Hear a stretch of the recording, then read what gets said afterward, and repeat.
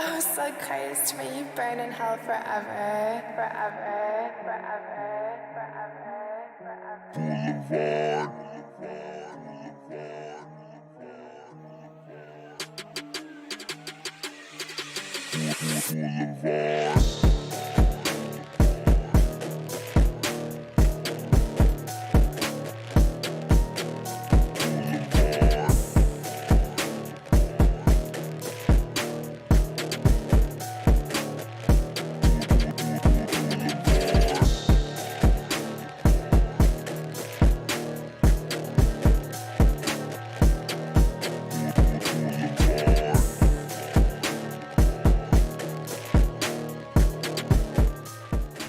Hello, everyone, and welcome to Blvd Bullies versus the world. Yes, versus the world. I'm your host, PK, with the Blvd Bullies. I'm joined by my man, my consigliere. Yes, your cohort. Bad Take Bry, the merch guy. Very blue today. What's up? Yeah, Bry? switch it up. I like to switch it up with my new whiz lights. He's a blue man group today. It's a sad day. It is a sad day. Jay Briscoe died. Of the Briscoe Bros. It's like not even. It's like a tragedy. It's like not even just a death. It's like. What happened? I didn't see anything other than everybody's posting a different memorial clip and photo. We did the same thing on Bully's Instagram. Follow if you don't already. You know, I found one of them saying, Terry Funk don't wear a mouthpiece, which is one of my favorites. So good. Ugh. Yeah, so what happened? He was in like a car accident or something? Dude, he was like with his wife driving his kids home from a cheerleading thing. And it wasn't even his fault. Like the other person on the other side of the road didn't went into their lane and head on smashed. Oh, jeez. Veered into him on some wild Final Destination shit. Damn, that's crazy, dude. I hate riding in a car. Ugh. Yeah, that's like it's insane. It's like my fiance hates driving already, and she like hears these fucking horror stories. It like makes her never want to get in a car. What's up, Steve? What's up, Jedi Joe? What's up, I Got Character Productions? What up, Adam? Yeah, let me know how the sound is. Let me know how the feed is. I'm screen sharing with Brian in case we want to play some audio clips. Brian, because we have the camera issue, you know, you can't see my face, so I screen share with you so you can see my face through the stream. Yeah, it works. I mean, it might be a lot of torque on the systems, on the satellites, you know. True. Blvd Bullies satellites. Let us know. Yeah, but bruised and broken from a head-on collision. Terrible. I think the kids are still in the hospital. Jeez. And what about the wife? I think she's perished. Oh, no. I think, and it's brother, and his brother Mark's birthday. It's just a tragic situation. Ugh, that sounds. And everybody in the whole wrestling world has said something. Like even Triple H mentioned it, and like Seth Rollins and everybody. Yeah, that really sucks. It sucks the nut. Back in 2000, maybe 17, 18, I went to the Ring of Honor show at Hammerstein, the one that not Hammerstein. Hammerstein. And it was the one where Bully Ray debuted. Right. And it was the one that was like I guess it was 2017 of March, because that was right before the Hardys like did their WrestleMania. The Broken? Oh, no, when they came back their Jeff, they did the ladder spot. Yeah. So I actually interviewed Mark, but didn't get Jay on camera, but got to chat with Jay and Mark a little bit. Yeah, and they're nice guys. They seem like nice guys, you know. What you see on the promos is exactly how they were to me in person. Right. You know, and yeah, they might have been just living the gimmick, but true pro wrestlers. Yeah, well, I think that they were just actually those guys, which is part of what made them like so cool. Right. Wife is alive, may not have been in the car. So it was just maybe I'm sorry if I have not the complete correct fact, but I know that the kids were in the car, and I could have sworn I heard the wife was, but I guess that's good that she wasn't. Yeah, it's a total bummer. Driver of the other car passed away too. Got it, dude. That sucks. That just. I wonder if they were like fucking on some kind of shit, impaired. Oh man, you hate to think that. But you know that's the reality of the situation. All you know, where do they live? I think they were in Delaware. They live in Delaware, right? So, it's like middle of fucking nowhere. Yeah. Damn, that sucks a lot. You know, and I think probably this week I'm gonna go back and watch the FTR Briscoes trilogy to honor. Dude, you know what? I watched the ladder war of Kevin Steen and El Generico versus the Briscoes, which was awesome. I sent it. Yes, to the you chat. did. You did send that in the chat. I didn't watch that, but So I might watch that as well. Mm. It's good times. Those are great matches. You got to see them do the GCW Hammerstein show against Nick Gage and Tremont. Yes, I did see them there, and I saw them at that ROH show. And I think I saw them somewhere else, too. I forgot. HOG? I think I might have seen them at an HOG. Yeah, probably an HOD show, too. Yeah, definitely. Comment below. Comment your favorite Briscoes Bros matches for us to consume. Because I'm going to be honest with you, I haven't seen that many. The 2007 Briscoes versus Steen Generico feud was awesome. Also, Briscoes versus Motor City Machine Guns is a must-see. Mm-hmm. It's very cool. You know, I not to get cynical, but I kind of felt the same way about this that I did about the Damar Hamlin, like the guy who almost died playing football a few weeks ago. That it's like, you know, just scrolling online is like tough. You know, because they announce all the shit so quickly. Because I definitely read that the wife, like there was information that was spread that the wife was hurt too.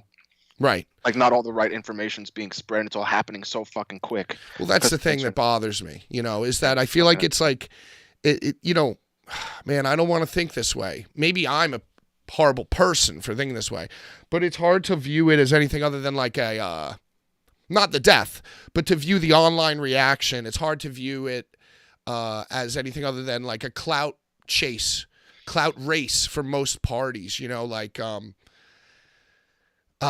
the Damar Hamlin stuff happened, you know, it's like we didn't know what happened. We were all just sitting there watching TV, you know, and then it's like, so on TV, you know, the news anchor will get a report and he'll say, well, you know, we're told that his family is at the hospital. And then you scroll on Twitter because, you know, Twitter's a nice supplemental news source. And it's like the best news source there is, and a main news source for many people. And then, you know, there are like people with their blue check marks considering themselves insiders saying, I'm being told that Damar Hamlin's family is in the hospital and with him. You know, it's like, well, you're not being told that. It was just said on TV. You know, who told you that? And it's kind of different. I don't want to say it's the same situation. But, you know. It's very similar. And, you know, is it weird that I find it weird that they, like, that Ring of Honor, like, posted the TikTok of him dancing with his daughter? Did you see this? No, I didn't see it. So it's a nice, warm-hearted, you know. Well, everyone has their own coping mechanisms. Right. You know, that is a weird, it's not, someone shouldn't be able to, I guess anyone can do whatever they do on the internet to cope. Right, and I guess one person thinks they're honoring the memory, and then another person thinks that's tacky. I guess, you know what, Brian? That's a very profound take by you. That was a profound take, Brian. Decent take, Brian. Decent take, because, yeah, everybody has their own grieving mechanisms, and, you know, everyone has their own reaction to things. So, you know, so, yeah, I just feel like I don't need to feel that sphere. I don't want to feel those waves pushing and pulling on me. And I feel like when you read Twitter, you're kind of feeling like the general Well, it's a whole fucking wormhole, dude. It's like everybody's posting. It's like everybody makes a post about it, and you can like sit there for hours and just read posts and posts and posts about the dude. Like anybody, like whenever it happens to anybody, you know. Yeah, well, and that's the thing too. Like, you know, not to go back to Real Sports. What's up, Blvd Bullies, Real Sports Talk Show. You know, so basically when this shit happened with this player, they canceled the game. Right. And one of the anchors, now this is like a cornet of the football world. This guy Skip Bayless is a very hot take boy. Yeah. You know.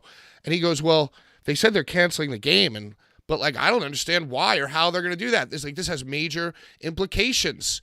You know, in the playoffs and in the stats, and like, you know, none of that seems relevant right now. And I thought, okay, you know, I mean, that's a good point. That's a solid take. But then, like, he got dragged. Everybody would, like, focused on him like he was the scapegoat. Like, this guy's so insensitive. Fuck this guy, blah, blah, blah. And it's like, well, everyone's angry, right? So it's easy to, like, lash out and, like, find a tweet of somebody talking about something that you don't think is appropriate at the time, you know, and then, like, get the mob after them. Right. And it's just an interesting fucking study in human behavior versus Twitter and the internet. Internet is insane, man. Yeah, it's like I fucking hate it. Not the best place. I mean, it lets us do this wonderful show. Hey, you know what?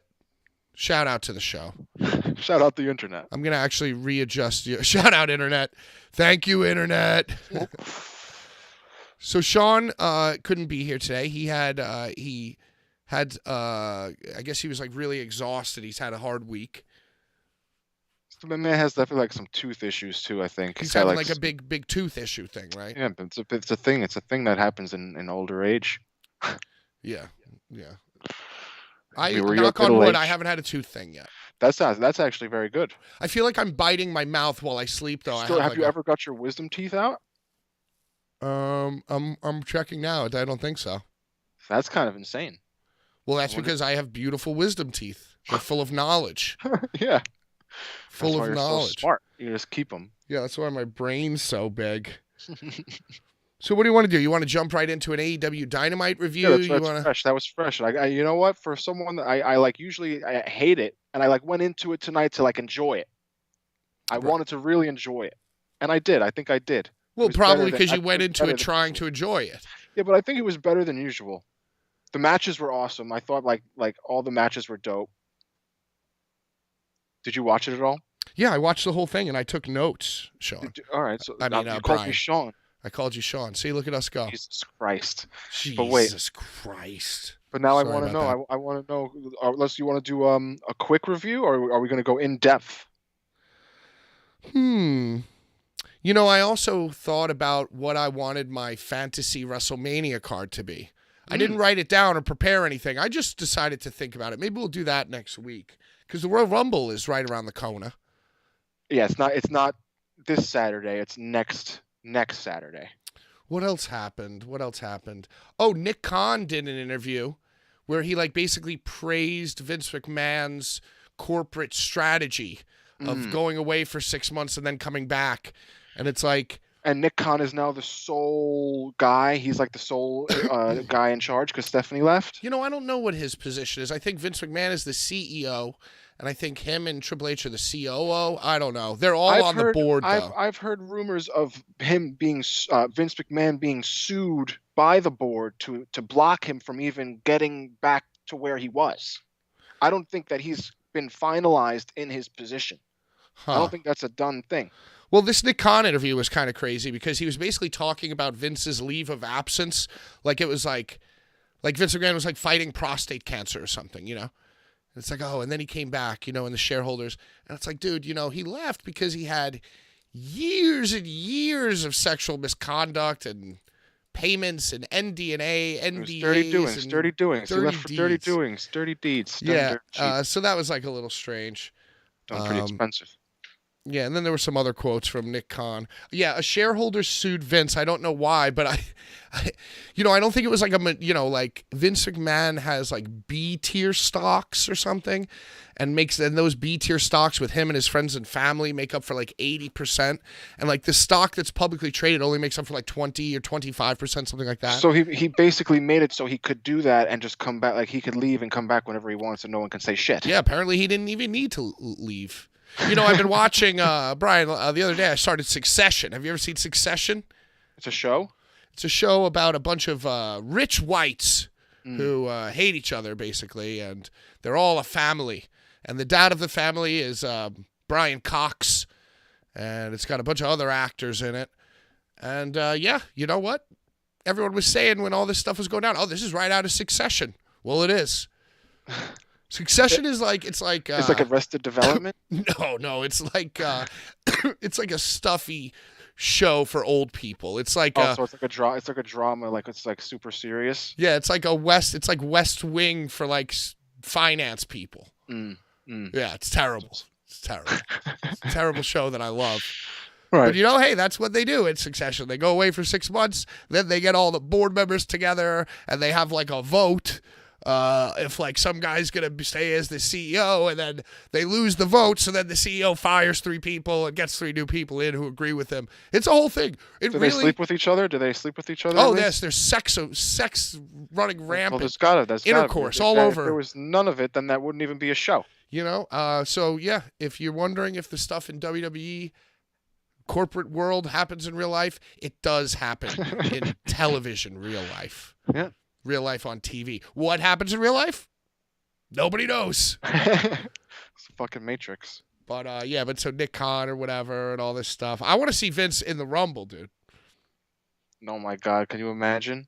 You can't even doubt it. Oh, dude, do you think The Rock's coming back for Raw 30? Every generation of the Bloodline's going to be there. But they said, like, what does that mean? That means it's going to be Rikishi. It's going to be Rikishi. So, but The Rock's not like a generation of the Bloodline. Well, I don't know. I feel like he is. Uh, It's a bold statement to make. Do you think The Rock's going to come back for Raw 30? I don't know. I feel like we would know, but I mean, sometimes you don't know. Like he might be like one of the better kept secrets in wrestling. I mean, I hope he comes. I hope it. Yeah, I think it would be.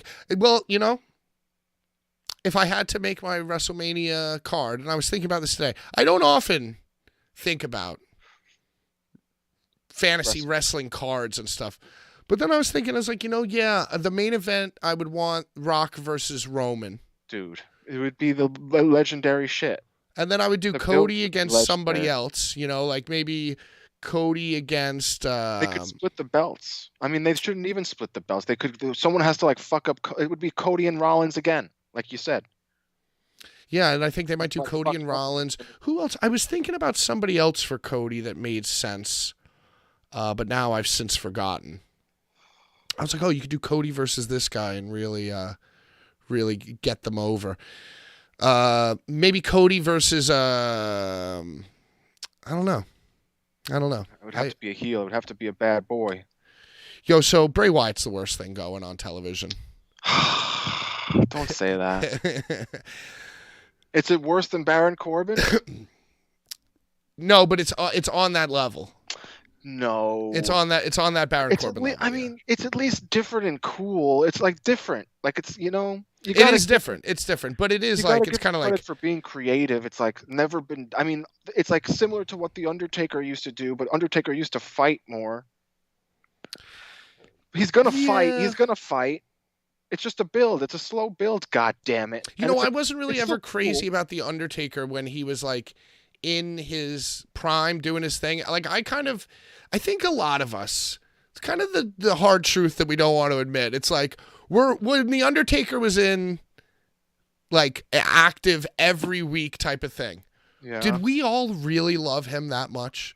I mean, I did as a kid. I'm 5 years younger than you. Yeah, as a kid, I enjoyed him as well. But my favorite Undertaker, I think, is Corporate Ministry. That's the dopest. But see, that's like the most outlandish shit. Right, but at least he was like doing stuff. At least like the story would progress. The fucking big boss man from they lynched him. They lynched him. They lynched him. Yeah, that didn't age very well. I don't think it aged so well. It's like the best shit still. Even the shit when he evolved and did like the motorcycle around the fucking shit. That was cool as fuck too. You said you're 5 years younger than me, so that makes you what, 42? Right, 46. So, you know, like when The Undertaker was fighting The Undertaker at WrestleMania. Undertaker versus Undertaker. I didn't even see that. I don't think you were even cognizant human being at that point. Well, he debuted in 90, and that's when I was born. Right, so, but whatever. Undertaker versus Undertaker. Cognizant. I think it was like was it 94, 95? I wasn't watching wrestling at this point. I didn't watch wrestling until 1998. But I'm sure two guys sitting in the crowd for that SummerSlam, age 42 and age 47, would have been like, Undertaker versus Undertaker. This is so stupid. See, but I don't think so. I think everybody loved it. Brian Lee, yeah. Everyone loved it. I know I loved it because I was 9. Well, right. But you don't see, think, but Bray Wyatt doesn't even... at that point was different. Everyone thought, even like the older people didn't know if it was real or fake. There was still a blur of line there. No? Yeah, like, but I mean, it's like old men would think it was real. I don't think old men thought that Undertaker versus Undertaker was real. Not that it was real, that it was not scripted. Like it was still real to them, you know? Like it was kayfabe was an actual thing where people didn't know.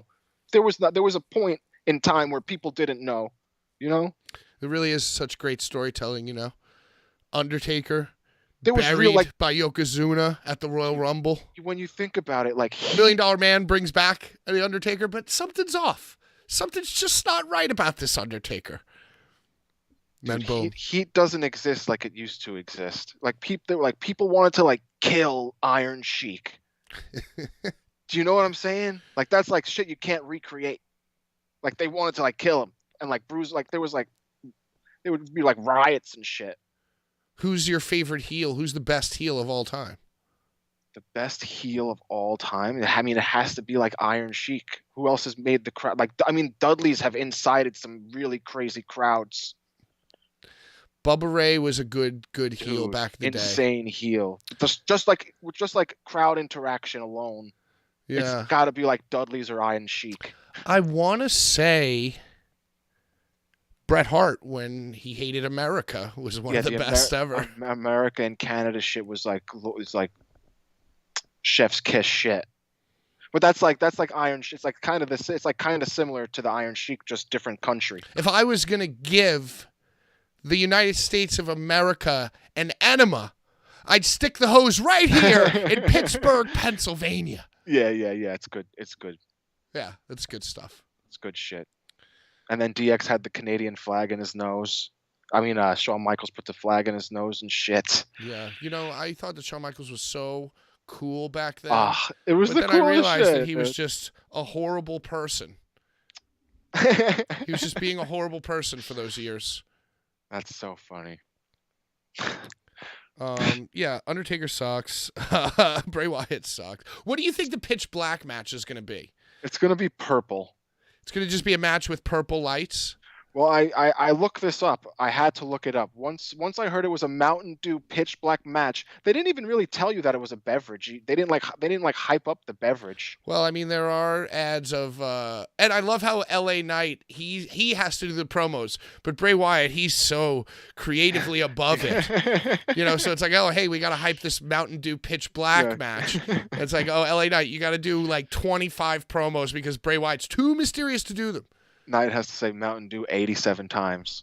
Yeah, or else they don't get paid. Exactly 87 times. I hate that they call it the Mountain Dew Pitch Black match. How many times do you think they're going to say the words Mountain Dew during the actual match? Oh, I'm going to count. We should count them. We should have a counter. He's screwed. Bray Wyatt's screwed. Like, I think this is like a botch waiting to happen here. And you heard it's going to be him versus Howdy at WrestleMania. Who said that? I've just read rumblings. I've read rumblings on the Twitters, on the internets, the evil internets. Best heel ever is probably Vince McMahon. Yeah, I think you're probably right. 100%. But didn't Bray Wyatt come out and say that he was Uncle Howdy? He is him, but then they might be making this match a him versus himself scenario. Oh my God, please. He's going to fight himself. Please, no. Please. It's like Undertaker versus Undertaker, god damn it. What's the difference? What is the difference? Well, probably about 25 years. Well, good. The history repeats itself. Sorry to tell you. Yeah, but like Bray Wyatt, I don't think says things that are like consumable. Like, I don't want my 9-year-old kid listening to Bray Wyatt promos because I would say his promos are for the adult being, because it's more about like adult mental health and like having a real problem. He has a fucking problem, dude. Yeah. He doesn't have anything to do with his life. He doesn't know what to do with his life. And he's just stuck in the wrestling business because Rob Zombie won't hire him to be his leading man. Dude, it's gonna be good. And did you see Alexa Bliss was saved by Uncle Howdy? Was she saved, or did he just come out awkwardly and say hello? Uncle Howdy is such a stupid name too. Why would they name him? I feel like they purposely named him that to make people tight. Oh boy. It could have been anything else. I wonder if it's like an inside joke with like Brody Lee, like when he was alive. Like Uncle Howdy is what Brody Lee called his penis in the locker room, and now it's like a big like homage. I can see that. I can see that being true. Yeah, and so because like the door, that's a little sweet and touching. If it's yeah, you like that. You like that. Penis. Brody Lee was helicoptering around the locker room and Braun Strowman called his penis Mr. Howdy, and the rest Mr. is Howdy. history. Oh, he's doing the Mr. Howdy again. Now the rest is history. That's very funny. Don't tell Mountain Dew, though. Don't tell Mountain Dew. Oh, this just in. The pitch black match is when you fill a glass tank with Mountain Dew pitch black, and you have to drown your opponent in the tank. Delicious. Yeah, what a delicious death. Dude, did you know I went to this Mountain Dew website, and did you know there's like 30 flavors of Mountain Dew? Really? Yeah. There's like limited editions. I've only ever seen like 3 of Are them. you thinking about abandoning wrestling trading cards and getting into trading Mountain Dew flavors? Dude, speaking of wrestling trading cards, I have these awesome cards of I would say match of the night. This was match of the night for me. I'm skipping ahead. I'm sorry I cut you up. But these cards, you said trading card. Can you see them? Yeah. They're dope. Bendito. Did you love the match? The match was awesome. You know, that's the one match I missed. Damn it. The little fucking gun, the little gunshot shit. Everyone gets Baja so Blast Exploding Death Match is the Mountain Dew match I want. Mm. Yo, that'd be awesome. Definitely sounds like something AEW will do. Lord, please bless this bountiful harvest of Taco Bell, KFC, and the always delicious Mountain Dew. It's good. Did you hear that Batista dragged The Rock? So For what? somebody asked Batista about The Rock, and he said, "I never wanted to be the next Rock because he's got a movie coming out with M. Night Shyamalan." Right. I mean, Batista, I would say is up there with The Rock in acting. I like Batista more. I've been on The Rock. He's 100% been in better movies.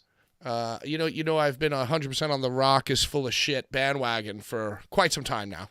Yes. He's just a fake little Mr. Potato Head. If Batista wants to be The Rock, then The Rock wants to be Vin Diesel. Family. I never wanted to be the next Rock. I just wanted to be a good effing actor, a respected actor. Rock was, in a way, a movie star before he was even a movie star. There's something about him that's really special. I'd never take that away from him. But would I consider him a great actor? F no. I want good roles. I don't care about Fast and Furious or Bumblebee. That's not my kind of stardom I want. I want to be in Dune. I want to work with Denis Villeneuve. I want to work with Sam Mendes and Jodie Foster. I want to work with Academy Award winners. I'm proud to be a character actor. I want that respect and credibility and education. I feel that, but then The Rock is also getting the main roles. Batista's not really a main role guy. He's always like the side guy. He's like the Drax. What's up, DT8 Podcast? Thanks for stopping by. Please subscribe. Let me ask you this, because I feel like The Rock is just always The Rock, except he's wearing like different hats. Like He was in that movie Jungle Cruise, so he wore like a captain's hat. He was also in fucking Jungle Jumanji. He was in Jumanji, wore a safari hat for that one. Right. He's always just The Rock. Was the Tooth Fairy. But is Batista also always just Batista? Is No, Batista Drax, really Drax is like my favorite. What other movies is Batista in? He does that funny movie with the Uber, I think. You ever see that? I'm just laughing that you remember that movie existed. It's called like Stuber or something. It's a funny fucking movie though. It's like a B-side movie. You guys got to check it out. Am I right? Is that the movie? Is that what it's called? Is that a recent Rock quote? Yeah, I got this off of Unilad, January 5th. But, it could be complete bullshit. But for the purposes of this show, who cares? There's a lot of stuff said on this show that, could be taken one way or the other. But, it's all in good fun. All with a grain of salt. It's all just to connect with, our small and intimate audience. We love you. We love you. We live for you. He was in Glass Onion. Yeah, he was also in Blade Runner. Batista didn't have a big role in Blade Runner. He was just basically Batista. But see, I think his biggest role is probably Drax, but it's a huge role. Like He's been in the Avengers. He's been in fucking Guardians of the Galaxy. The Guardians of the Galaxy is like my favorite Marvel movie. Interesting. Do you like that? Are you a Marvel guy? Not really. Nah. I mean, I love comic books and comic book That's heroes, so but crazy. So we grew up with that whole crazy fucking Marvel shit, dude. I can't. You never were into it, like going to see the movies. oh, I loved the Marvel Civil War comic book. So You how'd know? you not love going to like see like the birth of all the shit, like Iron Man and fucking Eh, Thor? eh. Not into it, Nah.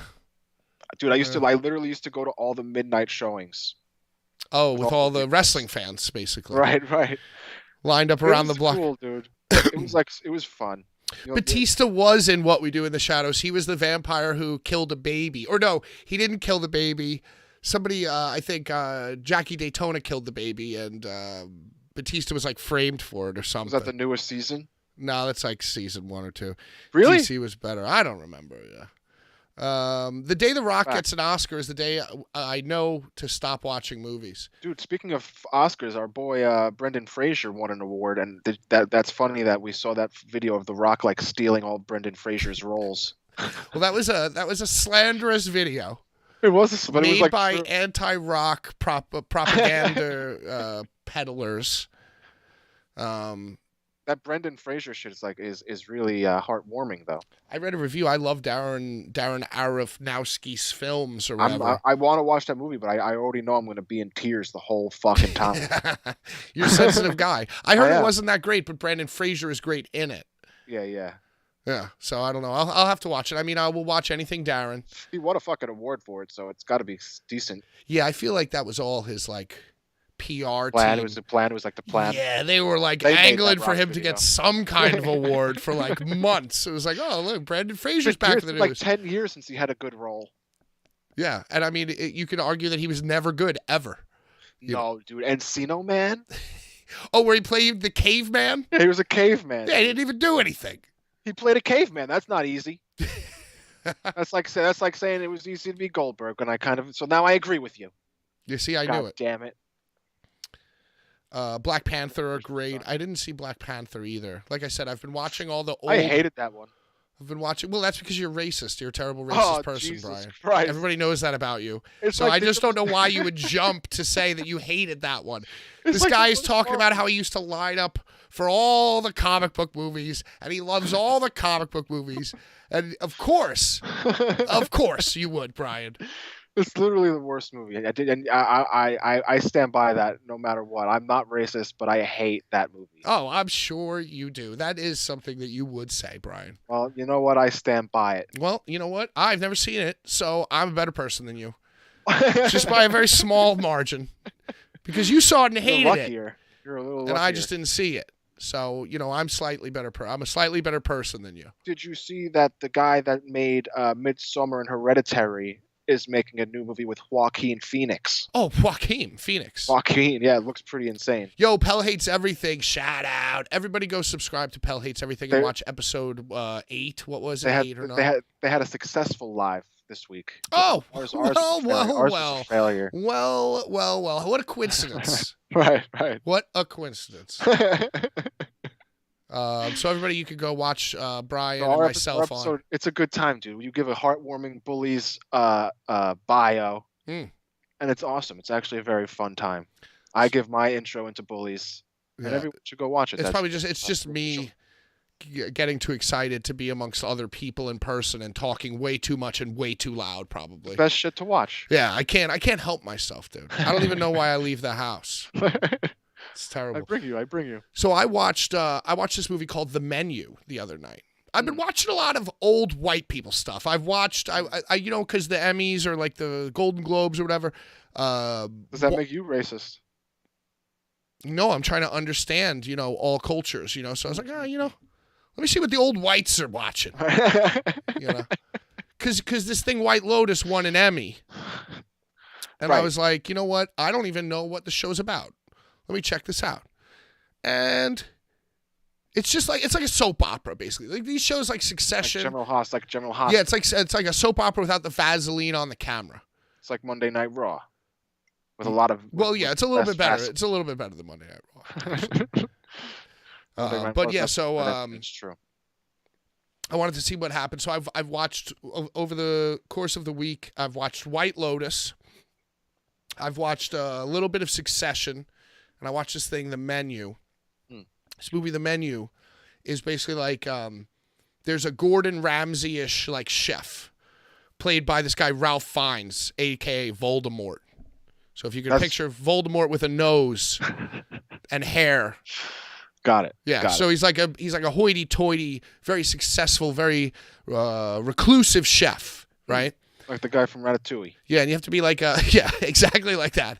And then you have to be like a social elite to go like to his island to like experience his like famous dinners. So he cooks. Is it? Does this become a horror movie? You know, it's not what they bargained for. You know, it's not the guests. It turned out that it's a little bit more than they could chew. They bit off a little bit more than they can chew, if you understand. And so I was watching the movie, and I was like, "There's a segue coming here. I'm just searching for it." I was watching the movie, and I was like, you know, I wanted to like the movie. I'm like, oh, I want to watch a weird kind of horror movie that's about like a chef and like food and like, you know, the whole industry of cuisine and shit. Mm-hmm. And there were some interesting concepts in it. And it was presented very well. Like, you know, it was almost like a play. Each course of the meal was like a part of the movie. You know what I'm saying? So it'd be like, you know, like a scene would happen and it would go black and then it would like, you know, fade back in and say like course 2. Gotcha. You know, which I thought was very cool. So the movie became like the meal, you know? So I thought that was kind of cool. And then I watched it and, you know, it had a very polarizing ending. And, you know, I said, wow, that was pretty good. You know, I like like that a movie. Psychological thriller, or what's going on? Yeah, it's like a psychological. It's not like so. Yes, it is psychological, but it's not like mysterious. It's not like you're not really trying to unravel any kind of plot other than the actual just plot of the movie. You keep saying to yourself, "What the hell's going on here? Right. You know? What's the thing? What's the thing gonna be? Are they eating each other? Is there like, was he feeding them human? no, there's no cannibalism. Shockingly. So, but was it making you think it was like leaning to that direction? Well, something was amiss, you know. But anyway, when I got done watching it, I thought to myself, man, if I had written this movie, I would look at the script and say, this is a terrible, terrible film, you know. But the filmmakers made it great. And the segue that I just figured out is like, that's like wrestling. It's like the wrestling that we're watching now. It's like the writing of this, of almost every promo. And MJF is not excluded from this sweeping generalization I'm making. The writing is terrible, but the acting is good. You know what I mean? Like their writing and their promos are terrible, but the wrestling is good. For the most part. Yeah, it's good. I would say I agree with that. The Menu. Yeah, Joe, you would probably like it. I recommend it for everybody. I don't think it was a bad movie.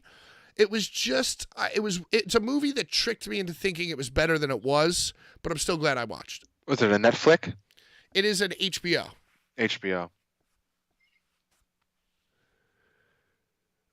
You know what else was like that? Seeing the script and being like, this will never work, and then it gets made, and it's legendary. RoboCop. Well, it's funny because I just mentioned White Lotus, and in the White Lotus writers, or like, you know, the showrunner's Emmy speech, he goes, everybody passed on this show. And he's like, you're laughing because you know it's true. You all passed on the show. And it makes sense because, you know, you're watching the show and you're like, this is a show about nothing. It's just a bad show. But then, you know what? It is about nothing. It's just about life, man. It's just about life. Just like this show. Yeah, this show. It's just like life. You know? Like life. And as we all know, this show sucks. And so does life. Right. Cheers, everybody. Blvd Bullies. All right, so let's talk about this Dynamite episode. Anything else going around town in the wrestling world that we should miss? The Vince McMahon stuff kind of cooled down. Everything's kind of cool. Yeah, I mean, Sasha Banks is in New Japan now. That's like cemented, right? She's not in AEW. I'm getting reports of a stream breakup. I feel like that's a false alarm. How do we look? I think Are we moving? Look like we're moving.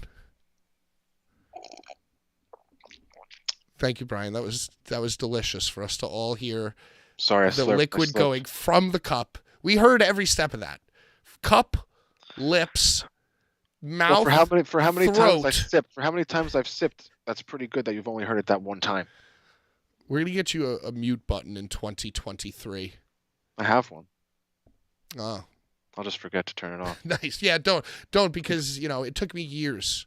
It took me years to stop muting myself by accident. Maybe just a hiccup. Yeah, we're on the screen share, so I don't know. You know what? Just everybody take your devices off the Wi-Fi. I want to know about your notes about this goddamn Dynamite show. Well, I took notes. The only thing I missed was the whatever happened in between Hager Starks and Tony Storm Willow. Whatever happened in the 9 o'clock-ish, 9:15-ish hour I missed. I think Willow being on every week is dope as fuck. Yeah, that is awesome. Did you see that bloody war that they had? On Friday they had the bloody war and with Ruby Soho. Oh shit, we just got a Yo. Here's some money to apologize for missing the last few shows. There's no apology needed, but thank you so much. I got Character Productions. It's very sweet of you. Very amazing, very nice. Super chat. Love it. Live for it. Dude, I'm actually going to ICW. You're gonna miss Enzo's debut. Enzo Juventud. There's Necro Schlack. Oh, there it is. Drake Younger versus Big fucking Joe. Drake Younger versus Big First. So the XPW is calling to you because that's a promotion full of people who hate the movie Black Panther. They might love it. They might love it. You're right. I'm sorry. I apologize. That was a wide, sweeping generalization. Yeah, you're just stirring the pot here. You know why? Because I'm watching all this stuff about rich white people, so I'm very judgy. That's what I'm saying. It's clouding your mind here. Speaking of rich white people, Enzo Amore's out of money, and he will be fighting at XPW this Saturday against Juventud Guerrero, the Juicy Juice. That's pretty insane. Do you think it's going to be a death match? Think they're going to use light tubes? I think that would be awesome if they did. I think it would be insane. That'd be so cool. But I'm going to ICW 40, NHB 40, which is insane that it's the 40th show. The 40th anniversary. 40 years of No Holds Barred. 40 years of chains. Wow, 40 years of chains. Congratulations, ICW. 40 years. And they wouldn't be able to do it without 49-year-old Mittens. 49-year-old Mittens. Fucking sweeping it up, dude. It's going to be really sick. Sakuda versus Eric Ryan. Cool. Tremont versus Hoodfoot. Mm-hmm. It's Brandon Kirk versus John Wayne Murdoch. Okay. And these are all, fifth time matches? I don't know if Hoodfoot's ever fought. I guess no. I think Matt Tremont and Hoodfoot might have wrestled in the Battle of the Tough Guys. That's the thing. I can't keep track. I don't want to shit on repeat matches in one promotion because they might have been matches somewhere else. That's true too. There's definitely a lot of repeat matches, but I'm excited to see them in the chains. I think it might be the first time in the chains. Yeah, and in person is so much better. Oh, dude, I fucking love it. It's gonna be the best. I wish you came. Can't wait for the Carnage Cup to return as well. What is that? IWA? Mid-South? I don't know. Didn't they go out of business? I'm not too sure, honestly. Yeah, I don't know, but I don't know who does. Yeah, I'm not sure who does the that tournament. So write me the finish to the Enzo Amore Juventud Guerrero match. What's the finish? Are they? Imagine they? I don't know. I just want to know if they use tubes. I can't believe if they did a death match. That's insane to me. Has he ever done a death match? Who's giving Enzo Amore advice? Well, you know what's funny? I actually saw.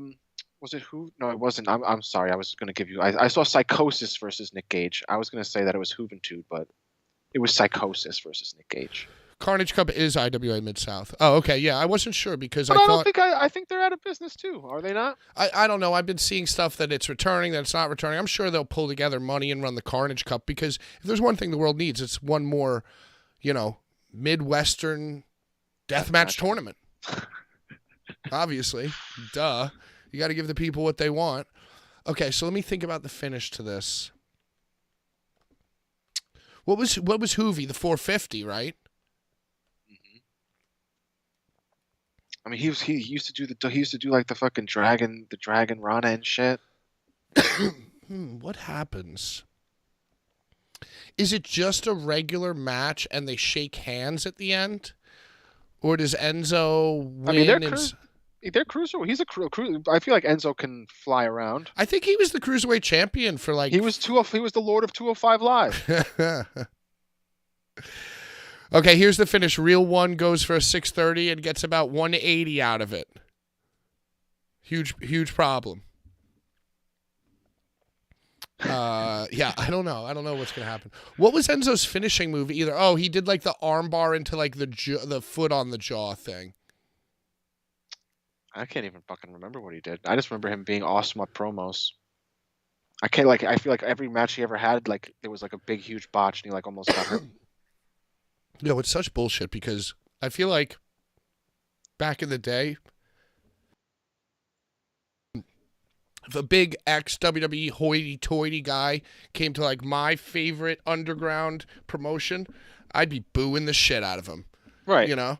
But I feel like he's going to come out and everyone's going to be like, it's Enzo! Yay! Whoop. I think that you're 100% right. I mean, how you doing? If they start swinging tubes, I'd probably lose my mind. That would be awesome. That'd be awesome. I can't believe that like Joey Janela didn't get Enzo to do that. Like I can't believe that GCW didn't bring Enzo in. Like, you know, they do those it's like it's a little strange. They do those funny ones. They do like a Scotty Too Hottie, a Maven, you know. He was fired from WWE 5 years ago. And 5 is exactly how many albums he sold after that. 5 is actually the number of times I would listen to his hit single a day. Terrible music. Doesn't he do music that's like fucking like punk? Well, he's got like a band now. He's trying to be like It's Machine Gun Kelly. It's like pop punk. You know, I should have played my cards right. He was right over there in New Jersey. I could have been his bass player, maybe. Fucked up. Yeah. You could have opened for. Didn't they open for fucking? What's the band that you like a lot? Who? You love them. Oh, E-Town Concrete. Yeah. Yes, Enzo and the Real Ones did open up for E-Town Concrete in the show of a lifetime. Yes. Yeah. Supposed to go to that, but more smoke up the butt, you know, whatever. It's supposed to be like, oh, we're gonna go. It's like, okay, cool. Nah. Is I Got Character Productions going to any of the shows this weekend, or is he just a viewing from his home? ICW, XPW, viewing from home. Brian, you're gonna be driving. I'm driving the van. That's a scary, scary proposition. Hopefully nobody crashes into me. Jesus, Brian. I'm sorry. Too soon. Too soon. Well, you made me worried. I was talking about your skills. I drive pretty well. We've driven far distances together. It's true. I've always been too drunk to be scared, though. I've gotten us home very safe. I get terrified in a car. I haven't driven in a few years, you know, or maybe not a few years, maybe like a year.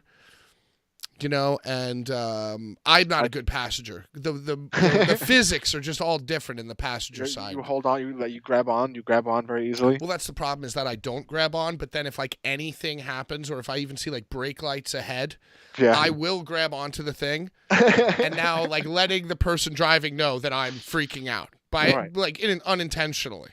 Yes. XP dub. It's closer. It is closer. It is way closer. And that dude, the Necro Butcher at Schlack match, exposed boards, fucking barbed wire, glass, fuck fest match. It's going to be insane. Anything with exposed boards is like insane. Yeah, that's crazy. We mentioned this last show, but I still can't believe Necro Butcher's miraculous recovery. It's amazing shit, dude. You know, out of all the people, you know, so it's like, let's say, like, you know, out of all the people for God to pick to live, picked Necro. Picked Necro Butcher. Puts his life on the line every time. God bless him and God bless America. but not in the way that XPW speaking, means it. speaking of Schlack, dude, I'm wearing his shirt, and I have his CD. Wow, the Crippler. What's it called? Crip- Home Invasion or something? It's the name of the album is sorry. He can't read it because it's in heavy metal font. I'm just gonna let myself in, and it's basically a mix of like Cannibal Corpse, Suffocation, and like Overkill. And it's pretty awesome. It's actually awesome. Sounds good. They recorded it themselves, Nice. and it's pretty dope. It's Check pretty it out. cool. Everybody check it out, the Crippler. Crippler. Schlack just producing art at a very high pace. You Dude, know? and he like tattoos. You have a Schlack tat. Yeah, he's an impressive guy. Tattoos, plays guitar. XPW World Heavyweight Champion. You know what? For a death match lord, he like chain wrestles very well. I would say. Schlack. He's an underrated man. That's a terrible take, Brian. That Schlack is underrated? I'm just kidding. All right, so AEW Dynamite. Let's get into it. We haven't really done like like boots to asses, stomp a mud hole, walk it dry, deep. I don't know why I'm talking about feet and mud and boots, but we haven't done like an in-depth review. I want to go like match by match. I really want to sink our teeth into it. Let's go. First match. Orange Cassidy. Well, before we get to that, I want to know what you think about the new stage and the new colors. You know, I think it's growing. It's very much more similar to, I would say, WWE. It's like much more simple, just like screens and a stage. It's not like it used to be the two circles and much more like cartoony, I would say. The two tunnels. The two tunnels. Now it's much more simple and sleek, and I kind of dig it. Yeah, I agree with you, but I think to like the naked eye, it just looks exactly the same to me. Like the show starts the same. Well, not that it's the same as Raw. It's just, yeah. It definitely looks different. It looks different than it did because it had the two fucking tunnels. Like it's obviously. Yeah, but they got rid of the tunnels, yes, and they changed the colors, yes, but just the way the music kicks in and the fireworks go off and the show starts, I don't feel like they really. What can they really do that's different? I don't know. Yeah, I guess so. Maybe they would have changed the music. I think changing the music. Why? That's strange that they would change everything but the music. You would think they would change the music. I mean, am I bugging? Am I just listening to old music and new music and hearing old music? I don't know, but I don't know. I don't know. It's like I know the changes that they made. You're underwhelmed. But I am a little underwhelmed. But because I thought it was. I would say it's kind of. I would say it's. Is it not smart to be underwhelming though? It's like I feel like simple is good. Simple is good. Like keep it simple. Yeah, that's a good idea. That's a good take, Brian. Because if you're like the new guy, you don't want to come in and change everything. You want to maybe like change. I would say they want to be similar to the big boys. Yeah.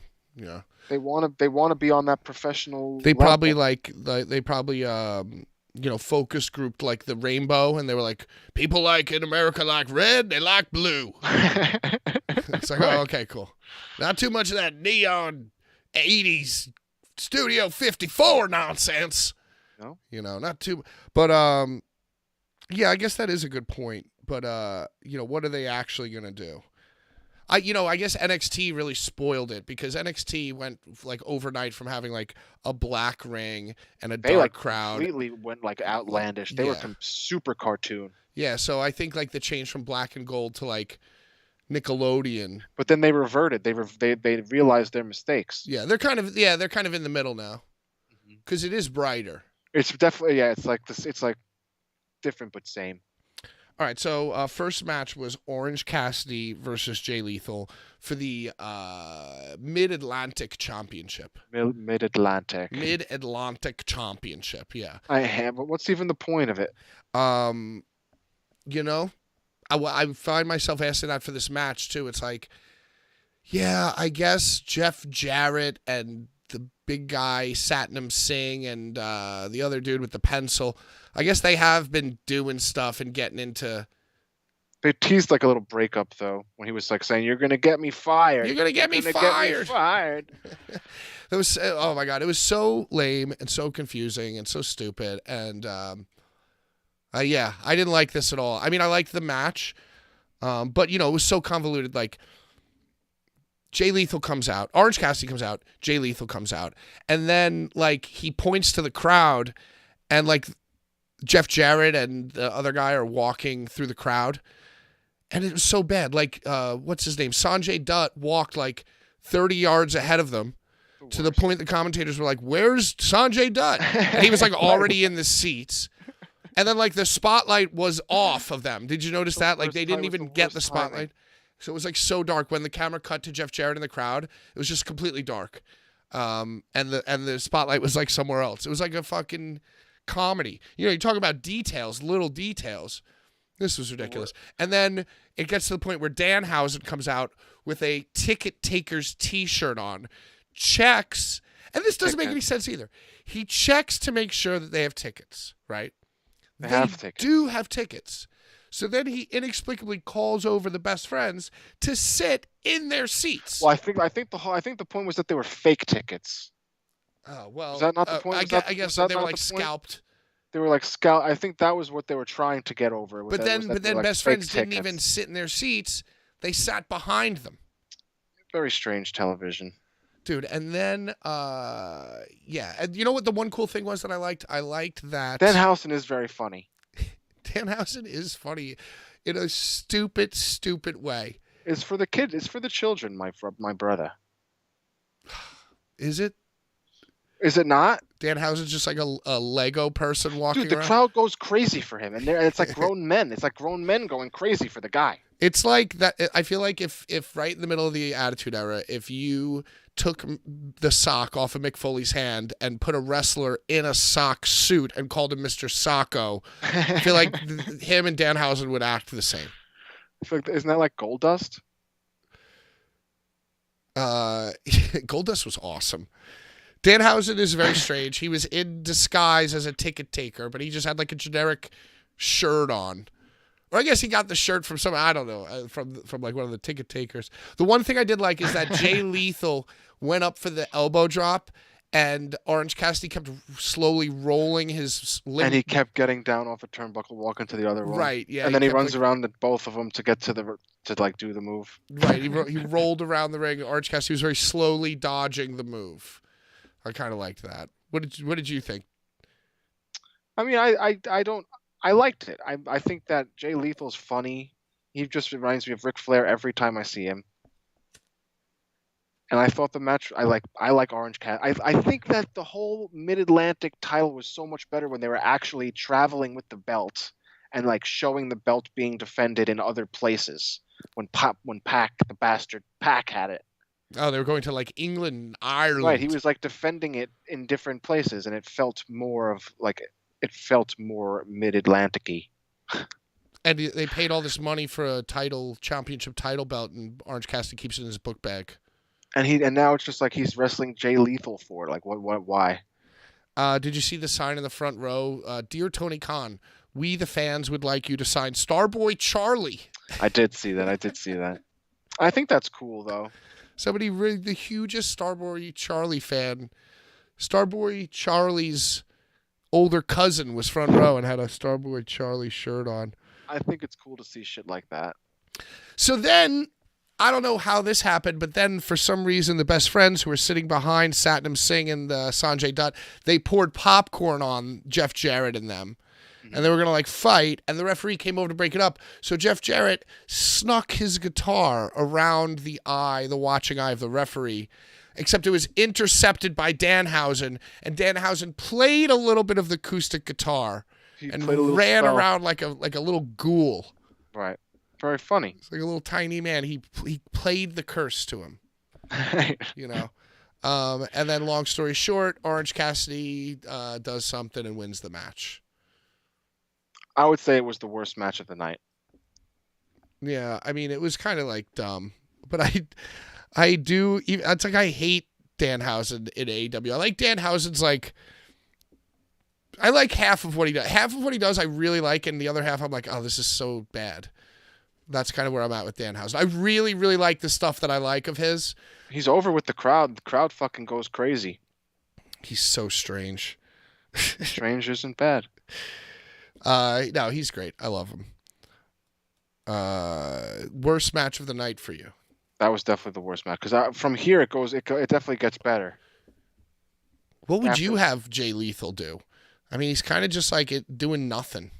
I'd rather him have the championship. I don't really care for Orange Cassidy with the championship. It like makes it annoying and like makes it like blah, whatever. You know, I hate to support the theory that there are too many belts and sound like a cranky old curmudgeon, but it's true. Like, I don't really care who has the titles.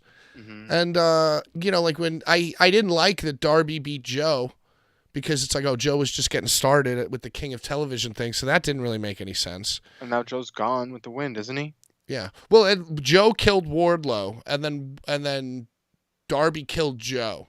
Right. And now Wardlow has Darby's haircut. So like what are we doing? I don't know. Yeah. But Jay Lee, yeah, so it's like I guess that's kind of interesting when you say to me, "Oh, Jay Lethal should be the champion." It's like, well, what? They just would have had the same match and just the belt would have been on somebody else. Like, who cares? There are too many belts. He should be traveling with it. Jay Lethal should be having it as a heel, traveling with the fucking belt, being Ric Flair. I agree with you that the Mid-Atlantic title needs to be traveled. Right. It's like, why else have that? And why else they were that's what they were doing. They were only defended on the Jericho Cruise when they're in the Atlantic Ocean. All right, so up next you had Top Flight versus the Young Bucks, and I hate this for one reason. They just had this best of 7 trios tag title war. Right. And Excalibur says, "Oh, it's the best of 7 wrestling series ever." It's like, well, you know, what are the other ones? True. You know. Can you think of any best of 7s? Can any of you guys think of any best of 7? That would make him technically right. This son of a bitch, he found a loophole.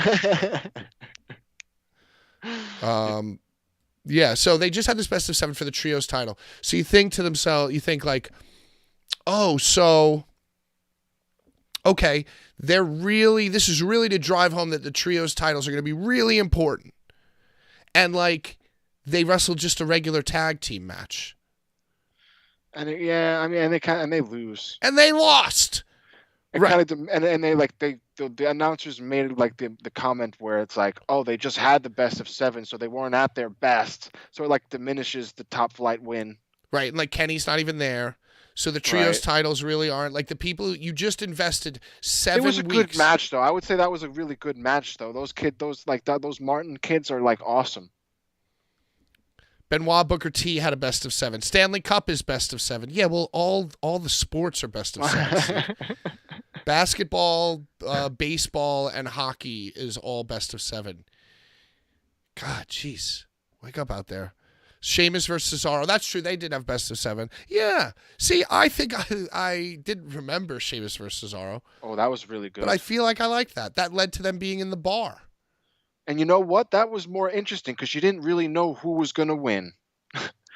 You know, like you knew that the fucking Young Bucks were going to goddamn win. You know, and I don't hate. They made it so obvious. You knew that they were going to win, but whatever. Chalk that up to us being 45 and 40 and 50 years old. You knew that they were going to win. You knew that it was going to go 7 matches. You know what would have blown my mind? Go 6 matches. Right. They should. Right. You know, have it be, whatever. And then not only that, they won, but they won in like the only other team to ever come back from a 3-1 deficit. It's like, oh, the Boston Bruins in 1923. The Boston Red Sox came back in 2004. And now the Young Bucks have come back. It's like, dude, you're getting a little too crazy here. You know, it's wrestling. You know, we live in a time where everybody knows it's real. Plus, half those fans in the building probably don't even know, just like Steve, they don't even know that anything else is a best of 7 except the Stanley Cup. You know? The match was good, though. Magnum TA versus Nikita Koloff. I knew that there was an old one in there. I think that was the old one I was thinking of. So they obviously win. They come back. They get the stupid NBA music. By the way, they didn't even get like the good NBA music. They got the Saturday afternoon music. They should have gotten the Chicago Bulls entrance music, dude. Anyway, so dumb. And then they lose. And this is where I had this thought. I think this was probably my most intelligent thought of the evening. So it's all downhill after that. Let's go. But I said, like, I feel like when the big players in AEW do jobs for other people, they're not doing it to actually get the other person over. They're doing it so that they can get themselves over by showing that they did a job. So basically Chris Jericho. Yeah, so in like the new wrestling, in the old wrestling, somebody would lose and all of us like really intense fans would say to each other, man, that guy's awesome for doing the job and doing the favor, Look at how great, he got that guy over. Look at what Bret Hart, look at what Razor Ramon did for 1, 2, 3 Kid. Wow, what a guy. Right. That's awesome, Oh, and you would discuss amongst your tight-knit group of friends like, oh, he did the job. What an honorable dude, But now all the wrestling fans are smarks, right? So Smark is the new Mark, and the wrestlers like Chris Jericho and the guys who have been there for a while, they know that. So they do a job to push another guy and get new talent on the map, but really they're just doing it for themselves. They're sucking their own cocks. They're right. slapping their tits, dude. They're slapping their own tits. They're slapping their own tits. And, and I think that's what happened here with the Young Bucks. And they went on second, so they could probably be packed and out early. They were in Fresno. They probably wanted to sleep in their own bed. So I think it's so stupid. I think it's so ridiculous. And it makes no sense. That's the thing that really bothers me. It could be stupid, but it just doesn't have any like, what do you call it? Continuity, I think even if they didn't want to wrestle, and hey, they were in Fresno, Kenny probably hopped over to Japan real quick, but whatever. I just think just even not even a match. You could have had just Top Flight versus any other team in the company, right? And then you could just have the Young Bucks, the Elite with the belts, do like a video package. Mm-hmm. They don't even have to appear. Yeah, why have it be the Bucks? I agree with it. Just the Bucks. It's like, hey, listen. Well, all AEW is basically terrible storytelling and just like high spots. It's just like spot fest. They're a spot fest. Yeah, but that's what annoys me because like, if it was just an exhibition spot fest, I would be like less critical of it, but like I feel like with these media scrums, like Chris Jericho's telling you that he's like the world's best storyteller. It's like, we workshop we workshopped this and this and this and the storylines and and it's like, no, your storylines suck. They all suck. They don't make any sense. They're stupid. Stop talking to me like you're doing something so stupid. Well, it's really kind of crazy because the best thing in wrestling is the bloodline, and like that compared to AEW is like it's like night and day. Yeah, but even the bloodline speak like they're robots. Like everybody in WWE, the writing I think is a little bit better in WWE. At least it's a little bit like week to week, like, oh, these two guys are now in a team. So then next week you see them in a match together as a team. Or whatever. Like, just the simple continuity is there, but every single person speaks like an AI pretending to be a human. It's really dumb. It's weird. It's hard out there in the streets. Put the wingmen on TV. It's hard. I feel like it's just like fucking hard to like be a fucking wrestler. You know who annoys me now too? Taz. Taz is starting to annoy me. On commentary? Yeah. I think that him and Tony Schiavone, and Excalibur all just annoy me so much. Yeah, it's trash. The things that they say to each other are the most annoying. It's cringe and shit. Every so often, Tony Schiavone will go, yoo-hoo! Or like do something, yeah! And then like Taz will say something like, oh, a little kick ski to the face ski. Yeah. It's like, dude, you're not like in your basement, dude. 87-year-old Taz. Yeah, 98-year-old. I love him. And I loved him in WWE commentary, but he's just not doing it for me. He's just weird. He's like too relaxed. He's like calm Taz now. So far you're having a negative time during your viewing of AEW. So far, the only positive thing that I liked was the actual match between Jay Lethal and Orange Cassidy. So that was the opening match. You enjoyed that. Yeah, I was like that good. more than the Young Bucks Top Flight because you kind of know what you get. I'm afraid that Dante Martin or somebody's gonna fucking die. I honestly, it's just like a crazy spot fest. yeah, I really feel like I'm gonna watch somebody. Yo, I just feel like this has been the year of like seeing weird stuff accidentally on TV. Like or not the year, but you know what I'm saying. This is like the time in my life where I've been seeing a lot of shit happen on TV that I don't want to see. I think it was Kurt Angle. He was saying that it's like a lot of these young dudes are so worried about getting like the highest spot and like the coolest fucking moment. And it's like a lot of fans are just like want to see some chain wrestling and like a slow paced match, you know? Yeah. It's like, I feel like that's missing in wrestling. See, now Kurt Angle, that guy is somebody who is entertaining. Oh my God. That guy took the weirdest. Ever. Yo, yeah, he's one of the best. He's one of the best. That guy was entertaining from beginning to end. You know, I'll never forget it. You know, listen, everyone's saying MJF setting the world on fire. Give me Kurt Angle's first year in wrestling over MJF any day. Like when he came out with the 3 eyes. Oh my God, Yo, dude. the 3 eyes was like the gold medal shit was just perfect. It was the perfect character. You know, I'm sad that Sean isn't here because I was going to ask him what kind of sneakers the Young Bucks were wearing. I believe they are Reebok Sean Kemp's. I think they're the Sean Kemp's. Or are they Shaquille O'Neal's? Were they Kemp's or I think they were maybe the Shaq's. Sean Kemp seems a little bit too obscure for the Young Bucks. I think those were Shaq shoes at one point. So you're a fan of the wrestlers not wearing boots? Are you someone that not cares? Because I know there's people out there that like hate when wrestlers don't wear boots. Well, you know, I'm a contrarian. When I was growing up, my favorite wrestling boots were Shawn Michaels's because he had like the motocross boots. Thought that those were so cool. But also, I always loved the Bret Harts. You know, I think it's just classic. It's like classic. Yeah, the Bret Harts had a little flair to them. You know, right. I used to like that. Like when I was a kid, I used to like noticing the cool boot designs. You know, like when they would have something on their boots, that would be cool. Sneakers really didn't become a thing till John Cena.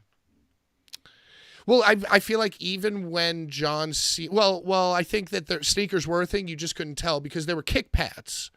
You think people were wearing like Jordans and shit? Not Jordans, but I think like Asics, like wrestling shoes just with like kick pads. You know, I think a lot of those dudes were doing that. Like, you know, like a Lance Storm. You know, you think about those guys with the kick pads from back in the day. He had boots. He wasn't wearing boots, Lance Storm? Well, maybe I feel like he's like a traditional wrestling guy. Well, Lance Storm's like an underrated Brian, man. can't you just agree with me while I'm saying this? I'll agree can't you just agree with me? I'm not sure. We're going to have to get a fact check on that. Mick Foley wore boots towards the end. Well, anyway, I guess my point is that I don't think, yes, John Cena wore sneakers, but that was like just part of his outfit, you know? Now, like, wrestlers are wearing sneakers, even though, like, that just match their outfit. And I guess, like, whereas when I was a kid, I thought it was cool to like their different boots. And I guess the kids nowadays want to see what different sneakers they're wearing, you know? I feel that. I guess that makes sense. But, you know, I liked the New Day when they would wear like the different sneakers, and I even kind of liked when the Young Bucks were doing it. But once Chris Jericho puts on a pair of like $1,500 Dunks, 88-year-old Chris Jericho puts on Dunks and starts walking around, like I'm kind of like, okay, I'm over it. Like let's go back to wrestling boots, you know. Facts. Like they're New Day like brings it to a whole level. They like do their whole gear. They always have like special gear, like themed gear. Yeah, so they have like the different Dunks to match, and I guess the New Day, I think started that. I don't think the Young Bucks were doing that, like sneakers stuff. I think you're right. They were doing doing the special like Dragon Ball Z and like Power Rangers shit.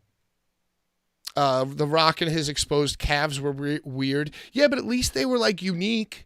You know, it's like, yeah, there are a million different unique pair of Dunks, but those aren't like. That's not your personality. Like John Cena wearing the sneakers was like part of his action figure. He pumped him up. He had to pump up his fucking Reebok. That was like part of his like outfit, you know. Whereas like the Young Bucks, like what shoes are the Young Bucks gonna wear in a video game now? Schmeikes? They're going to wear their Young Bucks exclusive. Notice they couldn't get Young Bucks exclusive dunks. They had to like, Tony Khan like made his own sneaker company or something. It's like a shell company that they made so that they could release their own sneakers that look like dunks. They're like the Starberries of the wrestling world. I enjoyed the thumbtack dunks. Thumbtack dunks. I enjoyed that. I thought that was dope. It's just clout farming. Yeah, I agree. It's like I like something until I don't like it anymore. And I was liking the sneaker gimmick and how they all wore dunks. But then, I don't know. It was like something somewhere along the lines. I was just like, okay, you know what? I'm over this. It was something about Chris Jericho wearing them. And, these guys on TV, the big thing, too, on TV is like the dress shoe with the white sole. Have you seen this? Like a lot of like news... Chelsea boots? No, Chelsea boots or something different. That's Sean's thing. Oh. Sean wears the Chelsea boots. Oh. But I don't know. They're just like I hate that look too. It's like, if you're gonna wear shoes, just wear shoes. Yeah. Star Wars were like wearing Tupperware for your feet.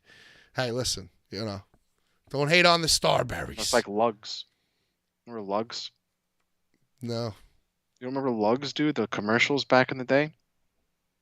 Explain one to me in detail. What, the boots? Those were the boots. It was like the boot. It was like Timberlands for poor people. Lugs. You don't remember lug boots? Brian, please don't say the word poor on this show. Poor is cancelable now? All right. Now the thing that I hate the most, and by the way, just another thing that I was on the cutting edge of. The Acclaimed suck. They're weird. They're awkward. Anthony Bowens was wearing a Carhartt. You want to talk about fucking clout mining? He was wearing a Last of Us Carhartt collab jacket. Get out of town. Well, you know what? You say this, but I was watching with my fiance Amanda, and she was saying how entertaining the Acclaimed were. She made that, and that's one of her points. That's the only thing she said about the whole show. Wow, that makes me sad. It's facts, and also they teased the crumbling of Mr. Billy Gunn leaving leaving. Did you not see that? Wait, hold on. Stop the presses. I think I just got caught. Are you you say Diodora? Does that mean that the Young Bucks they didn't make their sneakers on Skechers? They made them on like a very fancy, very expensive brand that I don't know about. Oh man, how ignorant! See, I gotta watch more. I gotta watch more Succession, dude. I don't know about this stuff. Damn. Just edit that part out, guys. Fucked it up. Fucked it all up. Damn, I thought I was being so funny. I had a little Starberries reference in there. Shoot. Those guys were probably playing an old video game by the developer Acclaim and said, let's name us the Acclaimed. Yeah, so, they're so annoying. But, so last week last Friday, they were going to put their hands in like the cement. I don't know how this makes any sense either. Like, you know how on like the Hollywood Walk of Fame, they have like the hands in the cement? Yes. Okay. As near as I could figure, okay, I didn't watch this live. I just saw clips of it. But as near as I can figure, there was going to be a celebration, ceremony for the Acclaimed to put their hands in the cement. Just like you would in Hollywood, except, just on the stage of a wrestling show. They had like a cart with like wet cement that they brought out, and they were going to put their hands in it. I guess, I don't know, ship it to Hollywood or whatever. Of course. And the Ass Boys interrupted, and they were like, you guys aren't going to do this. We're going to do this. So they like shoved them out of the way. And, because and nobody fights. Wrestlers don't fight anymore. They just move in. They just argue and bicker and insult each other. And then, like, they move in there, like, we're going to put our hands in. So they go to put their hands in. Boom. Max Caster and Anthony Bowens, they pants the Ass Boys. And the Ass Boys go, oh, no. They had, like, thongs on. They're dancing around. They're thong butts. And then so they turn around to be like, oh, my God, you pantsed us. And then Billy Gunn pushes them so that they sit in the concrete. And the Ass Boys do ass prints. Ass prints. Now that's good television right there. I'm surprised they didn't show the ass prints on TV this Dude, week. that's exactly what you need to do. You need to immediately show the ass boys' ass print. I fear that the whole thing was a farce and it wasn't real concrete. It was definitely not concrete. Well, they should have still gone behind the scenes, done. You don't even need real concrete. You could have done clay, plaster of Paris, or clay. Right. Yeah, you just hey, Colton and Austin Gunn, sit in this, right, real quick for me. But so that's television, but that was on Friday. Today, what happened is that the Ass Boys came out. Another worst entrance music in the world. They come out. They have the worst tattoos.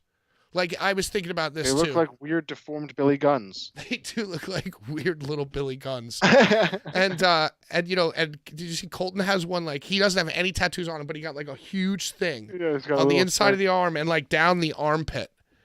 And I don't know what it is, but I wrote down I'm going to paraphrase this here, but basically, if I knew that I was going to be sitting here watching this and these two guys, I probably would have never gotten tattoos. That's the level of, like, annoying that this was for me.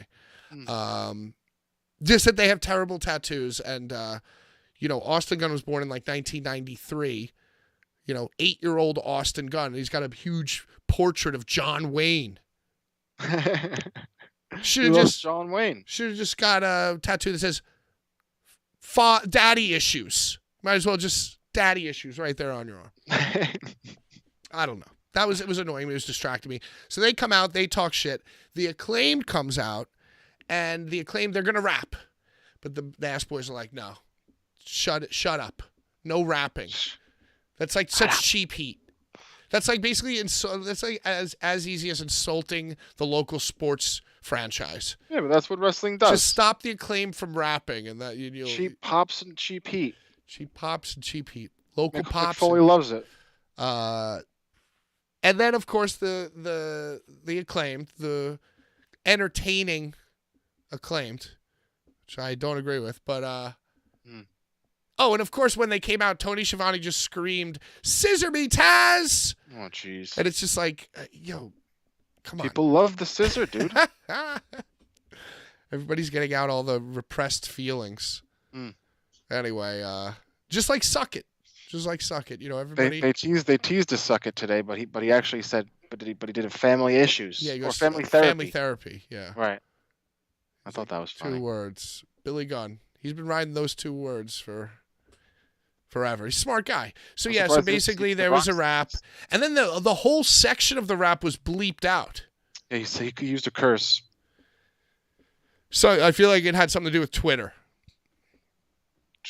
Because it was like, he was like, something, don't be bitter. The crowd did like a, oh, so he definitely said something.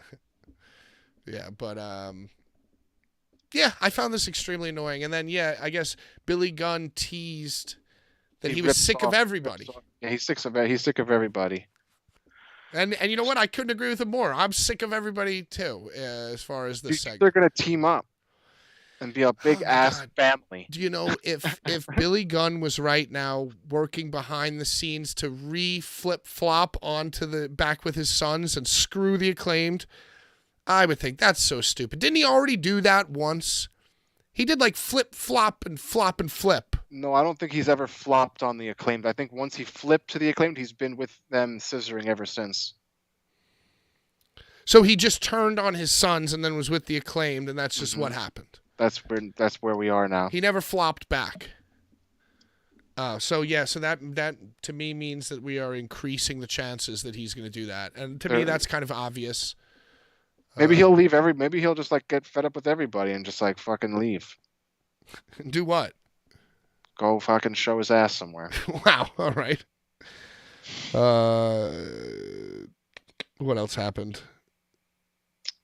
Yeah. And then Billy also wasn't into the microphone, but it was definitely picked up on the microphone.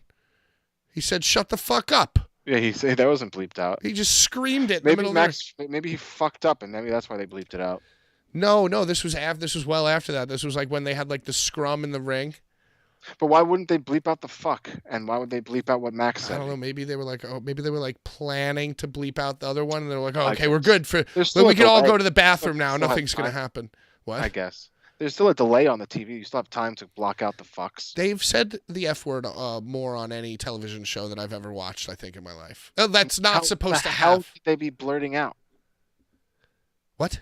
What the hell could they be bleeping out if they let the fuck bomb drop? You know, I don't know. I guess that I need to do a Twitter deep dive and try Gotta to be like find a fan video. yeah, fan video.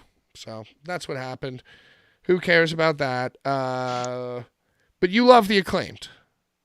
I like it. They didn't have a match. I mean, I think their matches are good. They have good matches. Do you think that Austin Gunn is going to flip-flop on him? Go back with his sons? Blood Really is thicker than water, you know? I definitely think that is definitely looming. That's imminent. That Billy Gunn's going to go back to the ass family. You guys don't have what it takes to be tag team champions. Are these two guys more ass boys than they are ass men? Yeah. But they're my family. Right. And I can mold them into tag team champions that I can respect. Don't you scissor me. I'm sick of being scissored every single night. You guys are a one-trick pony, and blood is thicker than water. And then he's going to say, like, they're going to have, like, a hyper-masculine handshake to counteract the scissoring. Mm. It's going to be like, fist me, ass. Fist me, ass, boys. Yeah. I can totally see that happening. Let's dock, sons. Oh, shit. Docking might be more offensive than fisting. Hey, sons. Fist me. Fist me, my two beautiful boys. What do you think about Hangman Adam Page? This was annoying to me as well. I feel like he said something that sounded really funny. Like the way he spoke was wrong, and he said it, and it sounded funny. It was not a good promo. Steve, look it up. Look it up, Steve. I can't vividly explain to you. Think of planes refueling in midair. Steve, think of two penises refueling in midair.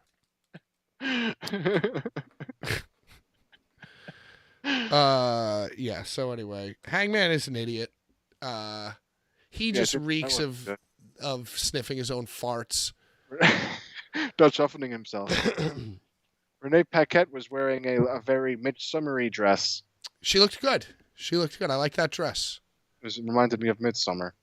Yeah, very she was flowery. all flowery, and then it's so funny because they were just standing by the dumpster. They were just standing in like the parking lot somewhere in front of a bunch of pallets. Right.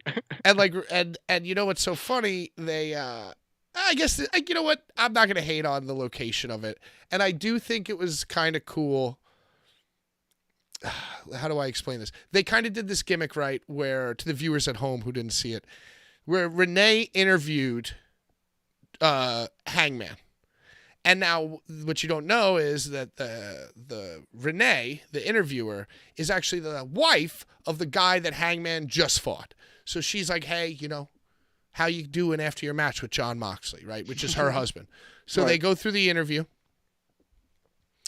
And then she goes, and then like they stop it. Like there's nobody like yells cut off screen.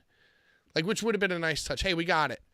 She goes, so it's like the interview ends, but the cameras are still rolling. She's like, how was that? Was that good? I said it was, and he goes, yeah, it was pretty painless, And then I liked this part of it, that the interview was over, but the cameras were still rolling. They kept rolling. But I hate that it was Hangman because it's always Hangman. Like, it's always got to be Hangman who says like the mad, like, deep stuff. He always tries to say something like deep, like emotional and sensitive. He's the sensitive cowboy, the philosopher. AEW also copied WWE with leaving the cameras rolling. Remember when Seth Rollins and Matt Riddle did that whole thing? Yes, but that was a little different because you didn't have the interviewer-interviewee dynamic there. You had it like was the just- two right, of it was them like just- it was two yelling of them, after it. right. You had the two wrestlers yelling at each other after it went off the air, which is definitely original, but I think it just gives it a little bit cooler of a vibe when it's like the interviewer going like, "Oh, how was that?" You're right. I feel you. We got it. Thanks so much for your time. Because the whole point was that he goes, "Hey, Renee, tell John I said, never mind. Stupid. And he just walks away. Like, he's always the one who like has to like be like the most complex, and it's always like, oh well, forget it. It's like, oh, I have things inside of me that I'm not gonna say because I'm a strong man. I'm a cowboy. And he's just like, hey, Renee, tell John. Like, because it's too emotional for him to be like, hey, tell John I said hey. He can't just be a normal human being. Never mind. Yeah. Oh, never mind. It's like he's like timid Tamir up in here. It's like, hey, and during the interview, Renee goes, oh, John has always said that you're one of his toughest opponents and he respects you. And then Hangman's like, oh, really? Did John say that? You really say that? Oh. And then it's like, oh, hey, Renee, tell John I said, oh, never mind. It's annoying because it's like building up to their match, and it's kind of like that Jon Moxley's going to lose and go away. I feel like that's what it's going to happen. Like, didn't he already lost and went away? Isn't he like he got knocked out and he's taking time off now, isn't he? They're not having a match? They had a match. When was the match? Last week? 2 weeks ago. Oh. Last week, maybe? I don't know. This is definitely the first time I've watched a full episode of Dynamite in a while. So I definitely probably am wrong. I find it also annoying. Like, it was cool. It's cool every so often when you have why the fuck is he still talking about Moxley if it's fucking 2 weeks ago? Or maybe it was last week. I don't know. I don't remember. James Storm is the true wrestling cowboy. Hell yeah. Beer. Money. Is he still around in Impact? Yeah, he still does things. Everything's so emotional. And then you had Chris Jericho come out after the promo with what's his name? Chris Jericho came out with Jake Hager. Jake Hager is going to fight Ricky Starks. Stupid fucking hat, dude. You hate the hat? I hate the hat. I hate Jake Hager. I feel like the hat is something that you would find entertaining, like that they got the hat over. I think that I really just hate Jake Hager and that he speaks. Yeah, I've always hated him too. From if you have a lisp, you shouldn't be allowed to cut a promo. Whoa, Brian! I'm sorry. That's not inclusive of you, dude. But I mean, it's like if you're supposed to be intimidating, it's like if you have a lisp, I would say that kind of takes away from your intimidation factor. What about hey, good night, Adam. Thanks for stopping by. Yeah, it's a late one tonight. Late show. You're not going to miss much. We're only going to go for about another 20 minutes, but we'll be back next Tuesday, 7 p.m. Same Bullies time, same Bullies channel. Tomorrow night, watch the Twitch. We're doing another new game. I really like Control. I might do Control episode 2. But nevertheless, thanks for watching, Adam. Appreciate you. Dusty had a lisp. But he also had fucking polka dots and was like a joke. Brock Lesnar has an extremely high-pitched voice. And that's why Paul Heyman spoke for him for his whole career. What about Cody? Cody. I mean, I like Cody. That's fair. He has a funny lisp, but I feel like that makes you feel bad for him. He uses it he uses his lisp in an endearing way. I also this occurred to me. All right, so Brian's anti-lisp. Okay, duly noted. We got you. So you're a bad person. You're losing good person points by the second. Just taking on water at this point. Do you not agree with me? Do you think that Jake Hager cuts a really good promo? I think that he is an idiot and he's absolute trash. And there we go. The lisp is really the least of his worries. Yeah, it's like just a small part of what makes me hate him. Because I feel like it's possible. Like I don't hate Cody because of his lisp. No, but that's what I'm saying. Like Cody uses it to his advantage. I don't hate Jake is the Hager thorn. because of his lisp. I just hate Jake Hager and everything about him. Fair. I like this hat. That's his catchphrase. You know, I was thinking about it since, since before live crowds were back. They have been milking the Judas in my mind. They have been doing that for like 3 years now. Since the beginning. It's since the beginning. Since the dawn of time. And you know, they kind of had fans doing it before pandemic, and they would always, for 3 years, they've just been zooming in on just caricatures of what you would think is a wrestling fan, screaming every word to this song. And you know, the more in the verse we are, the weirder the person looks when they show them on camera. And then pandemic hit. So they started having other wrestlers fly in for an opportunity on the show. And whether you got to wrestle on AEW Dark or not, whether you got to go backstage and hang out or not, one thing's for sure, you could definitely, and you better be standing front row in this empty arena, screaming the words to Chris Jericho's entrance music, sang by Chris Jericho himself. And they're still doing it to this day. And now Jake Hager comes out. Jake Hager doesn't even have music. He just comes out with Chris Jericho. Of course, Chris Jericho has to do commentary.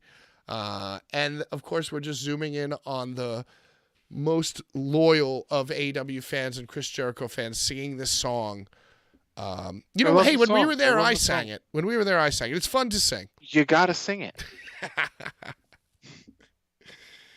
It's in my mind. Don't worry, I won't get caught singing Judas. This is like a tie for worst match of the night. Don't get caught singing Judas. That's all I'm going to say. Yeah, it was definitely a tie for worst match of the night. Ricky Starks has cooled off. Where's he going? What's he doing? And every time he wrestles, I'm afraid he's going to get hurt.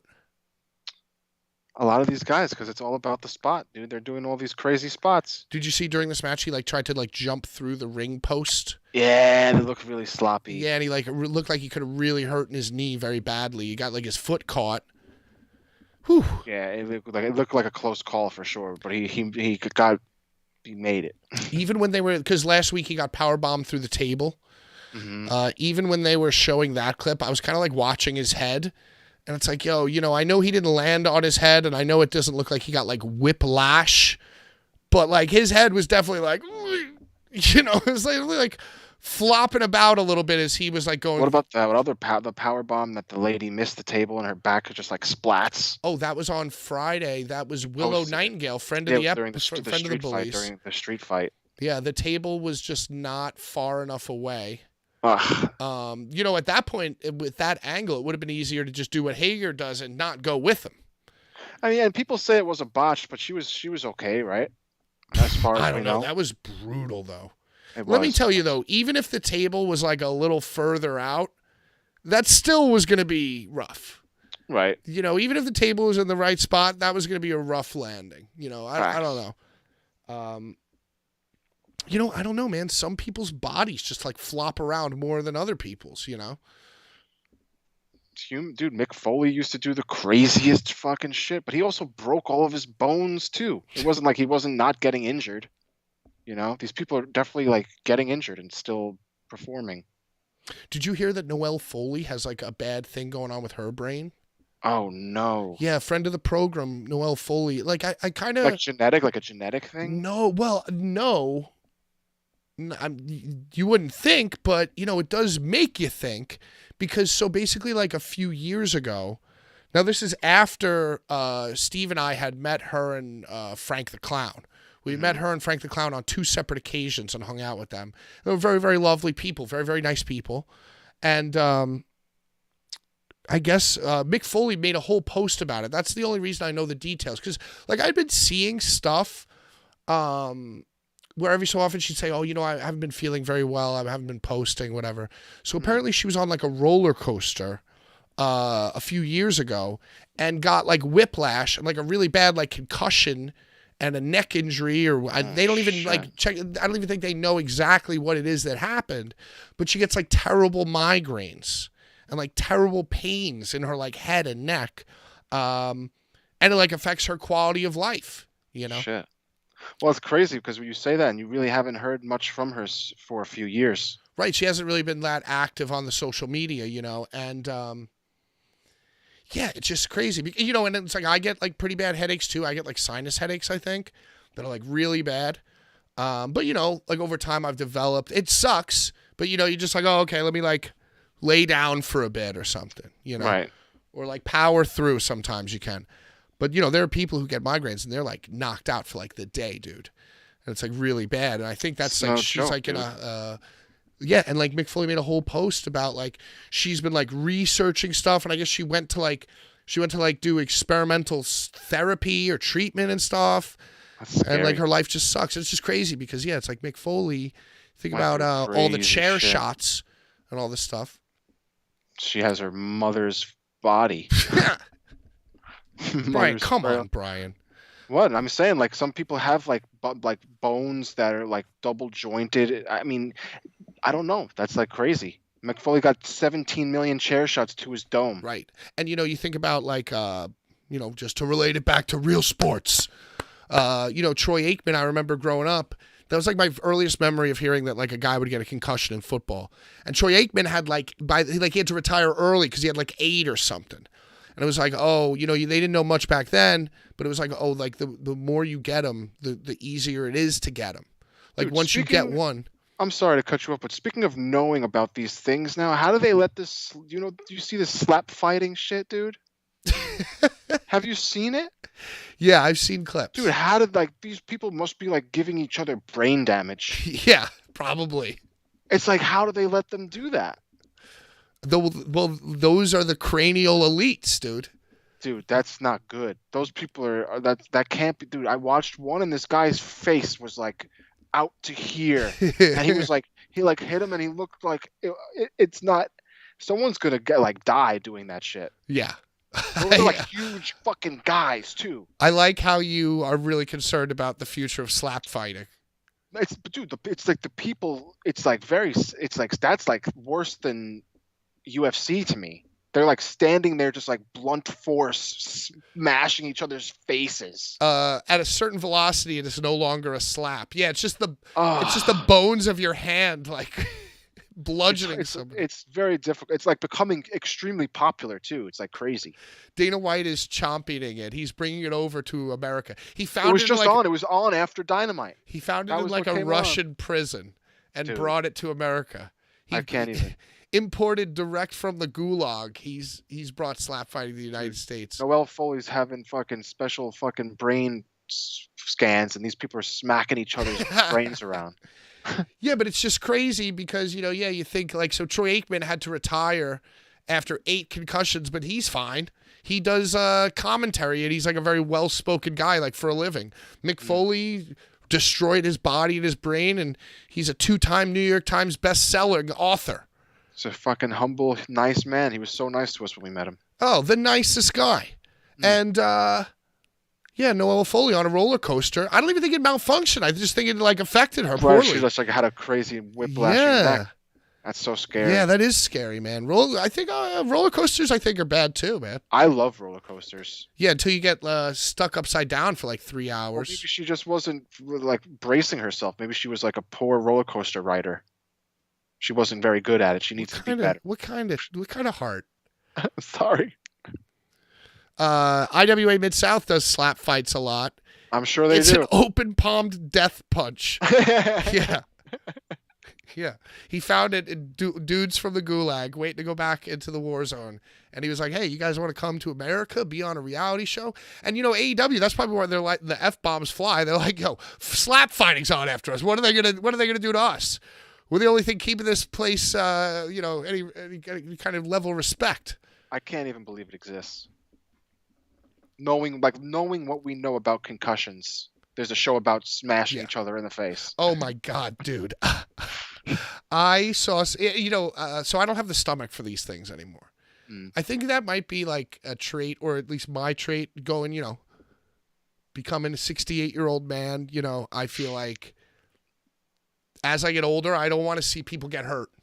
I don't want to watch like America's Funniest Home Videos Man gets hit in groin by football. So you're staying off rotten.com. I don't want to watch any kind of rotten.com or Faces of Death. Definitely not. Snuff FX. Yeah, I don't want to watch any of those things that you have all downloaded and subscriptions to. So, and even like if I'm watching something and I think it's good, like if I'm on Instagram and I'm watching something and it's apparent that it's going awry, I will try to quickly scroll away before the point of impact. The best I could do right now is just like kind of sit back and relaxingly watch Superhuman hurt himself. Those are pretty brutal too, man. So I gotta tell you about this because this really fucked my week up. Okay, an old friend of mine, Steve, if you remember this guy, Danny Borgia from back in the day, way back in the day. He sent me, and I've been going crazy on the reels. Any kind of video content that I can get, I will post, Right. I try to go deep and get other stuff. If I can't find something deep, I'll just steal it from something shallow, whatever. So he sends me this like home video footage of backyard wrestling. And he's like, yo, you got to post this. And I'm open to anything, I take on all comers, right? So, CUM. So it's just a kid, like, a kid who he might as well have been Dilf Boy, the guy who got beat up by Necro Butcher. So imagine it's Dilf Boy. Right. And, dude, I don't even know. It's got to be special effects because my brain cannot comprehend. So the kid walks, he gets on the apron, music hits, he goes like this, gets in the ring, walks around the ring, and it's like a makeshift ring. It might have just only had boards on it, but it was definitely like a hard surface. It wasn't like a regular ring. Mm-hmm. Okay. And he gets up on the second ropes. He does like the Austin, and then he goes to jump like down. And I don't know what happened, but like the moment his feet hit the ground, his entire body, like it's like he breaks like every bone in his body. Not just his legs? Not just his legs, but it like reverberates throughout his, and he like ends. He like breaks every bone in his body, dude. It almost looks like the greatest special effects hoax ever created. Like that they like replaced his body at the moment of impact. Somebody CG'd somebody getting completely mangled like they're possessed. Is he a fat man? I saw this clip. Did you end up posting it? Can we talk about this? Can we please talk about this, Steve? I need Have to you know seen more. it? I did not post it because it haunted my dreams at night. His knees bent the wrong way. Oh, God. He looked like Danny DeVito in Hercules. Yeah. Oh, I hate thinking about it. Oh, my God. Yo, do not send me that stuff. Well, send it to me. I kind of love that shit. Steve, send it to Brian, but not in our group text. Yeah, send it right in the group. I do not want to see it. I used to work with a guy at the restaurant who would be like, we would take the orders on iPads, and he would like come over like he needed to ask me something about the menu, and he'd have like a clip of a guy shooting himself in the head, and he'd like play it for me. But you got so tight. Yeah, I don't like that kind of humor, dude. That's not funny. That's so funny. It's just funny to me that I just know how tight you get. Dude, imagine if somebody did that to Hangman Adam Page. You'd have a nervous breakdown. I feel like when we first started hanging out, I was definitely a guy that was like, I would send you like gross shit. And then you would be like, don't send me that shit. Don't send me that. I hate that kind of stuff. Oh, boy. Yeah, so anyway, Chris Jericho sucks. Ricky Starks looks like his legs are going to bend backwards at any point. The only match, I mean, let's get the important match, which was Bandito, Bryan Danielson. Now, that was after this? That wasn't the main event. What was the main event? Darby Allin versus somebody was the main, right? Right, it was Darby versus Kushida. Right, that's right. So what happened to this Bandito? Because I missed this. Dude, I mean, it was just like a classic match. The one thing that stuck out in my mind was when Bandito, he gets like Danielson like in the suplex, but he gets like Danielson like parallel to the floor. So he's holding him like this, but like Danielson's is straight. But then he picks him back up. he has him like straight boarded out in the suplex, and it looks so sick. I've That's never awesome. seen that before. Yeah, but that match, dude, and they just like crush it. They And like that was the only. That was when MJF. That was like the MJF Bryan segment. right after the match. After the match, Bryanson wins, knees Bandito right in the face, pins him, and then MJF comes and says that he's going to fight. Now he has to fight Brian Cage. You know, this is very annoying to me too. Not to be overly critical, but like this is MJF's been in this storyline like 3 different times. With the money and the fucking With having this the stipulate like putting the person through a tournament to get the match. Yep. Fuck yeah, I hate it. I think so. I think I hate it too. Like there's got to be another way. I would say that I thought it was dope the first time. That's what that's what like happened with Nick. That's why Nick Gage came. That was Right. like the thing that Nick Gage. But now every time now it's like every time he has a feud. Well, he does the same thing. they did it. MJF did it with Cody. He did it with Jericho, and now he's doing it with Danielson, and he did it with Punk too. Right. But with Punk, I don't think it was like a legal thing. I think in the Cody, Jericho, and Yeah, the lawyer. It was like right. They made it a legal thing. right. It's like, oh, if you lose one of these matches, you cannot face me.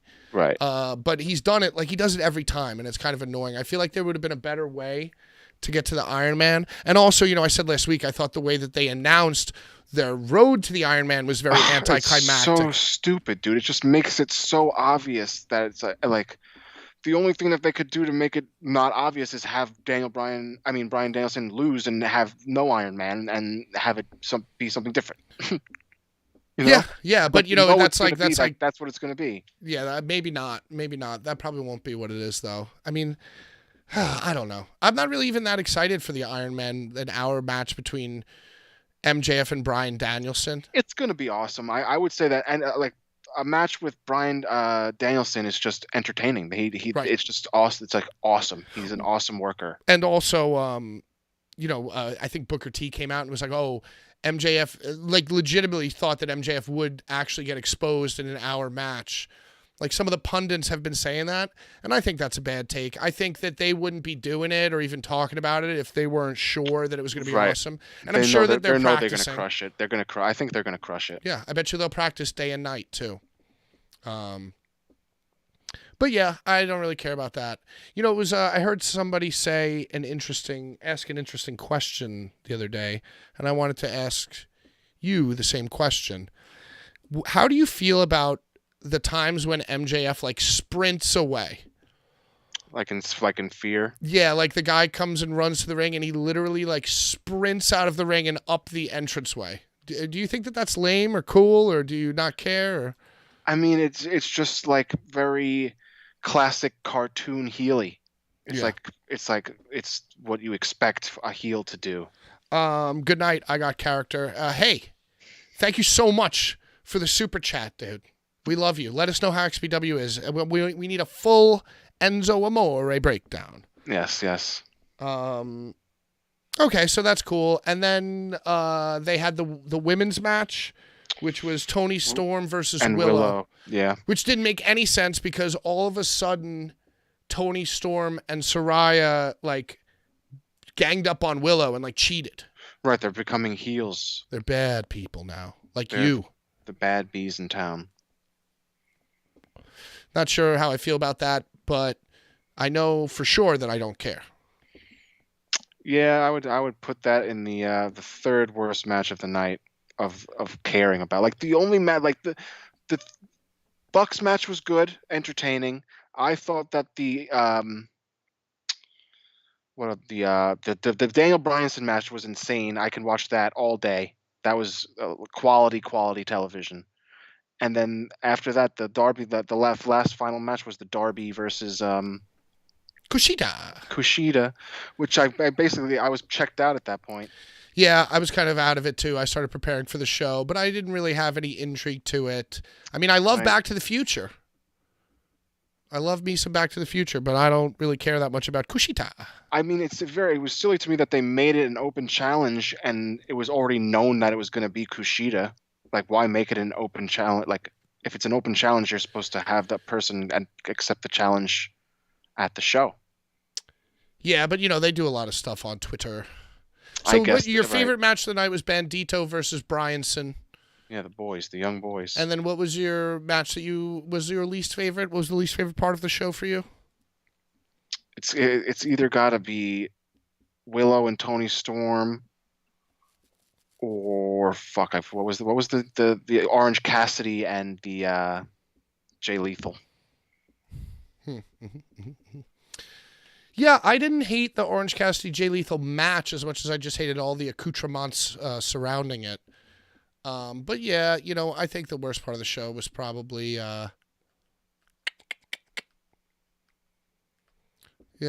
maybe well, not counting the things I didn't watch at all. Probably Jake Hager, Starks, or the women's match, just because it was like short and didn't mean anything and made no sense. But I was happy to see Willow, so I can't really say that was my least favorite match because I'm always happy to see her. I think she's great. The Hangman Page segment was sucked too. That was like a shitty part. Yeah, that was the worst part of the show, definitely. What do you think the worst part of this show was? I mean, you would probably say the whole thing, and I would say none of it. I think that's why we have a good balance, Brian. Love it. So next Saturday, you will be heading to No Holds Barred. This Saturday. This Saturday. Next Saturday is the Royal Rumble. And then next Saturday is the Royal Rumble. We got to do something special for the Royal Rumble. You really should. What is it, the 28th? Days. Yes. Steve, if you're coming down the 31st, 28th, it might not be. That is a lot of days, though. That's a Saturday, Sunday, Monday, Tuesday. Wait, oh, fuck. We never confirmed. Are we definitely doing a late show on the final Tuesday? We'll group text it after. You can respond to Steve's text of the guy whose knees bending backwards. Right. With a confirmation or double confirmation. And, there is talks of a nice dinner. Oh, I'm hungry. All right, so next week, hopefully Sean will be feeling better. He'll be out of the woods with his tooth. Maybe he has some new teeth. He'll have some new teeth. He'll have some new takes. And me and Brian will have the same old takes. Bad some good, and worse. Some good, some bad, some in between. I got to start really, really caring about what I say and what the Blvd Bullies say. Because I made a funny comment. I thought I made a funny comment on a Kathy Kelly photo, and it was pointed out to me that I look like a creep and an idiot and a loser. I gotta watch. That's the opinion some people have. Like, some people have bad opinions. Some people say I have bad opinions. I mean, I thought that I posted something hilarious and sarcastic and topically funny. But I guess it wasn't. Not everybody finds the same things funny. It's not like I commented a bunch of fire emojis on a picture of a female wrestler, which is what most of the wrestling. You were being witty. I was being witty and not at all flirtatious. I was just being like. Well, some people could say that witty is Charming's dirty cousin. Brian, I don't think that's ever happened to me. Nobody's accused me of being too charming. So I don't know. But anyway, we got to really zip it up. You got to really scale back on your, hate of specific Marvel movies and people who watch them. I'm allowed to hate. And you got to start liking more classic wrestling. And, I really didn't like your disparaging comments. I didn't like your disparaging comments about Slap Fight either, all right? That's scary shit. That's the working man's only release, okay? I'm gonna sit you through an episode and see if you can make it. Oh, I could never. I couldn't even make it through the preview of it. Like, for instance, if I go through Instagram and I see a slap fight, I will be scrolled past it. You're scrolling before the slap hits the face. I love the slaps. Oh my god, dude! Yeah, that's a good way. It's brutal. It's brutal to watch. And anyway, that's pretty much it. I think that does it for us. It's a good 2-hour show. Good 2-hour show. I think we hit all the bases. Kind of a slow news week. Dude, we're back. We went back to our roots. Back to our roots. Team. Just a tag team. Just two bullies hanging out. I liked it. Yeah, it was nice. I like your blue lights. Your blue lights are very nice. It was a sad day, and I felt a little blue, and I wanted it to be my lighting. Yo, so update on the camera. They don't even fix it. Oh, Jesus Christ. They don't even fix. The guy from Canon said, "Oh, well, You might as well send it to us because we have all the parts here that we need to fix it. And I was like, oh, okay. And then they offered to sell me a refurbished camera for like 60% of the price of the original. And I was like, oh, no, I just want it fixed. They're like, oh, well, this camera doesn't have interchangeable parts. We don't repair this camera. It's like, what? They're just going to take the parts from your camera and make a new refurbished camera. Yeah, that's what I think.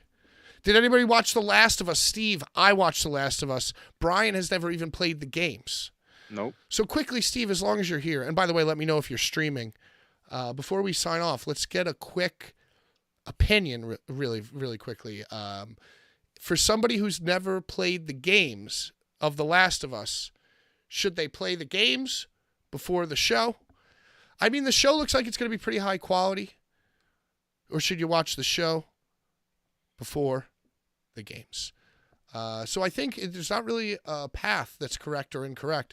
Well, if I watch the show, I would technically know what happens in the games, right? Because is it like a tat for tat of like the game? Is like from beginning to end? It's like good at the story. Yes, but considering that they took pretty much just like the opening credits / first 20 minutes of the game and made it an entire hour and 10-minute episode, I feel like they're really gonna milk the episode. So if you wanted to know the story, it'd be a lot easier to just play the games, and then while you're waiting for the, I think you should start playing it now. Actually, I think you should actually watch the show with the game. I think you should watch the first episode.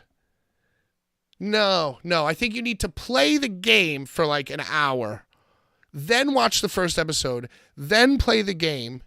I think you should just do both at the same time. I'm into it. That's intriguing to me. And you would say that, but and The Last of Us, there's like a whole remastered version like Dark Souls. There's like remastered one of Last of Us and Last of Us 2. Yeah, but they're pretty much similar. Steve, you say that you hope that season 1 ends like the first game ends. I don't really think so. I think that they're going to end season 1 like halfway through the first game. I think there's a moment somewhere in the first game that I know exactly where they're going to end it. Because you know how in the first, basically, Brian, without telling you anything, in the first game, when they're on this path, they'll reach, like, you'll finish a mission, you'll reach the place you're trying to go. There'll be a huge cut scene, and then, like, it'll, like, smash cut to, like, winter, right, spring, summer.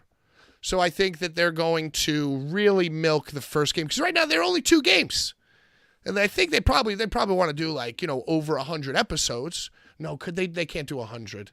That's for like sitcoms. You don't think it would just be a game? They probably want to do like 3 seasons. Because they're only going to do 2 seasons. The show is already going to be a smash hit. Walking Dead is gone. This one's more about fungus than it is about zombies. But same thing basically.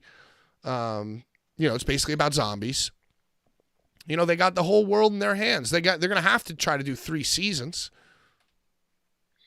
If it's good enough, they will. The second game is hated. Didn't you love it? I loved it. People hate it because it's like there's a girl as the head or something, right? There was like a lot of trash talk about it. Yeah, you play with a new character. Right. And people were accusing it of being like woke nonsense, like all the anti-wokers came out. I mean, was it a little preachy? Maybe a little bit, but I think it was just more conceptual than it was, socio-political. Hey, you know what's a lot more woke? White Lotus. Oh my God, it should be called Woke Lotus. That's one that's like obvious, like, oh my God, just let me up for a second. Whew. Tell him why, Pat. No, I'm not going to ruin it for him. Well, don't tell me. I want to play it. Tell him really why. I think really why everybody hated the second game is because the character, the new character was very buff, and it made a lot of nerdy gamer guys uncomfortable to see a chick with like Maria Manic arms running. Oh, she was a lesbian. She was a lesbian. Did they kiss? Was she a lesbian? Was there was no kissing with girls in it? Well, Keeps the nerdy boys tight. No, so I don't think the girl Abby was a lesbian, but that's the new character. But they did throw it. They did have a lesbian in it. Right. Because they're woke. Well, that's what the gamer people say. Joe, if you're a gamer, I say play the game, then watch the show. But if you're not a gamer, definitely watch the show. Yeah. Yeah, I would agree. I think that you're in a unique time because, okay, so the opening of the game is better as a game than a TV show, I feel like. Because the opening of the game is so cinematic that it's like a TV show. And it's like and it's so dramatic and it's so awesome and like emotional. They had to use it for the intro to the TV show. Well, that's what probably somebody who never played the game probably saw that intro was like, let's make this a TV show right now. So to me, like, to watch the opening of the game on TV, it's very powerful television, but I think to view it and consume it as a game is more mind-blowing. And then, so that's why I would say play the first hour or so of the game, then watch the show, and then just like tear through. Then it doesn't matter. But like I would say start the game before you start the show, and then you could probably tear through the game and continue to watch the show type of thing. Is it very difficult? Is it like no? It's obviously not the same as Elden Ring. It's just like a shooter. Yeah, it's like a narrative based. But you're going checkpoint to checkpoint, right? Yeah. It's story based, single player, like cover shooter sneaker, like John Cena, used to wear. Yeah, and there's like light crafting, like it's like kind of there's like light survival horror, light stealth, but it's basically like a one player shoot. It's kind of like Uncharted a little bit, like a Tomb Raider. Yeah, like a newer Tomb Raider, like a cover shooter, sneaker, adventure, but it's all story driven, basically. I'm into it. Yeah, have you ever played Uncharted? I've played the third one. Yeah, so it's made by the same people. To the point of like the character model for the main character in The Last of Us looks like the guy from Uncharted a little bit. I played Uncharted 3, and it was very similar to Tomb Raider to me. Those were like the same. They're like the same kind of shit. Yeah. Enjoyable. They're like enjoyable though. I enjoyed those. Tomb Raider was definitely like changed. I think Tomb Raider definitely became like the Uncharted, like it was kind of like copied Uncharted a lot. Uncharted. Chartered. Am I saying it wrong or something? Uncharted cruises. Uncharted, except is it Uncharted or Uncharted? Uncharted. Oh. Chartered. Whatever. You're a bunch of sharts. Well, now we're going to have to cut that part out, too. Because I called the sneakers cheap, and now I've said Uncharted about 100 times. We're getting tired. Uncharted. No, I'm not going to say it like that. That's the bum way of saying it. That's the poor people way of saying it, obviously. You've never been on an excavation like me.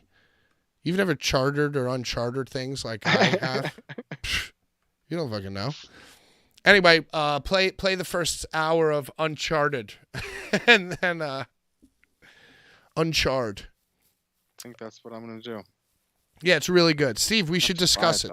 Hey, everybody who's watching, thanks for sticking around through all my nonsense and all my mispronunciations and all the bullshit. Please follow, please subscribe, please comment, send the thumbs up, do all the stuff. We got merch on Big Cartel, Blvd Bullies. And if you are inclined to continue watching streaming content from people who talk a lot of stuff about stuff, then you should all follow Bald Steve on Twitch.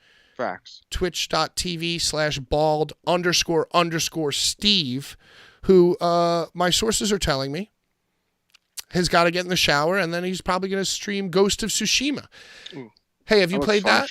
No, but I watched Steve play. It looks enjoyable. Yeah, I mean, it's enjoyable for me to watch. I don't know if I'm gonna play it. It looks like something I'd be into. All right. Well, until next time. Bye. Bye.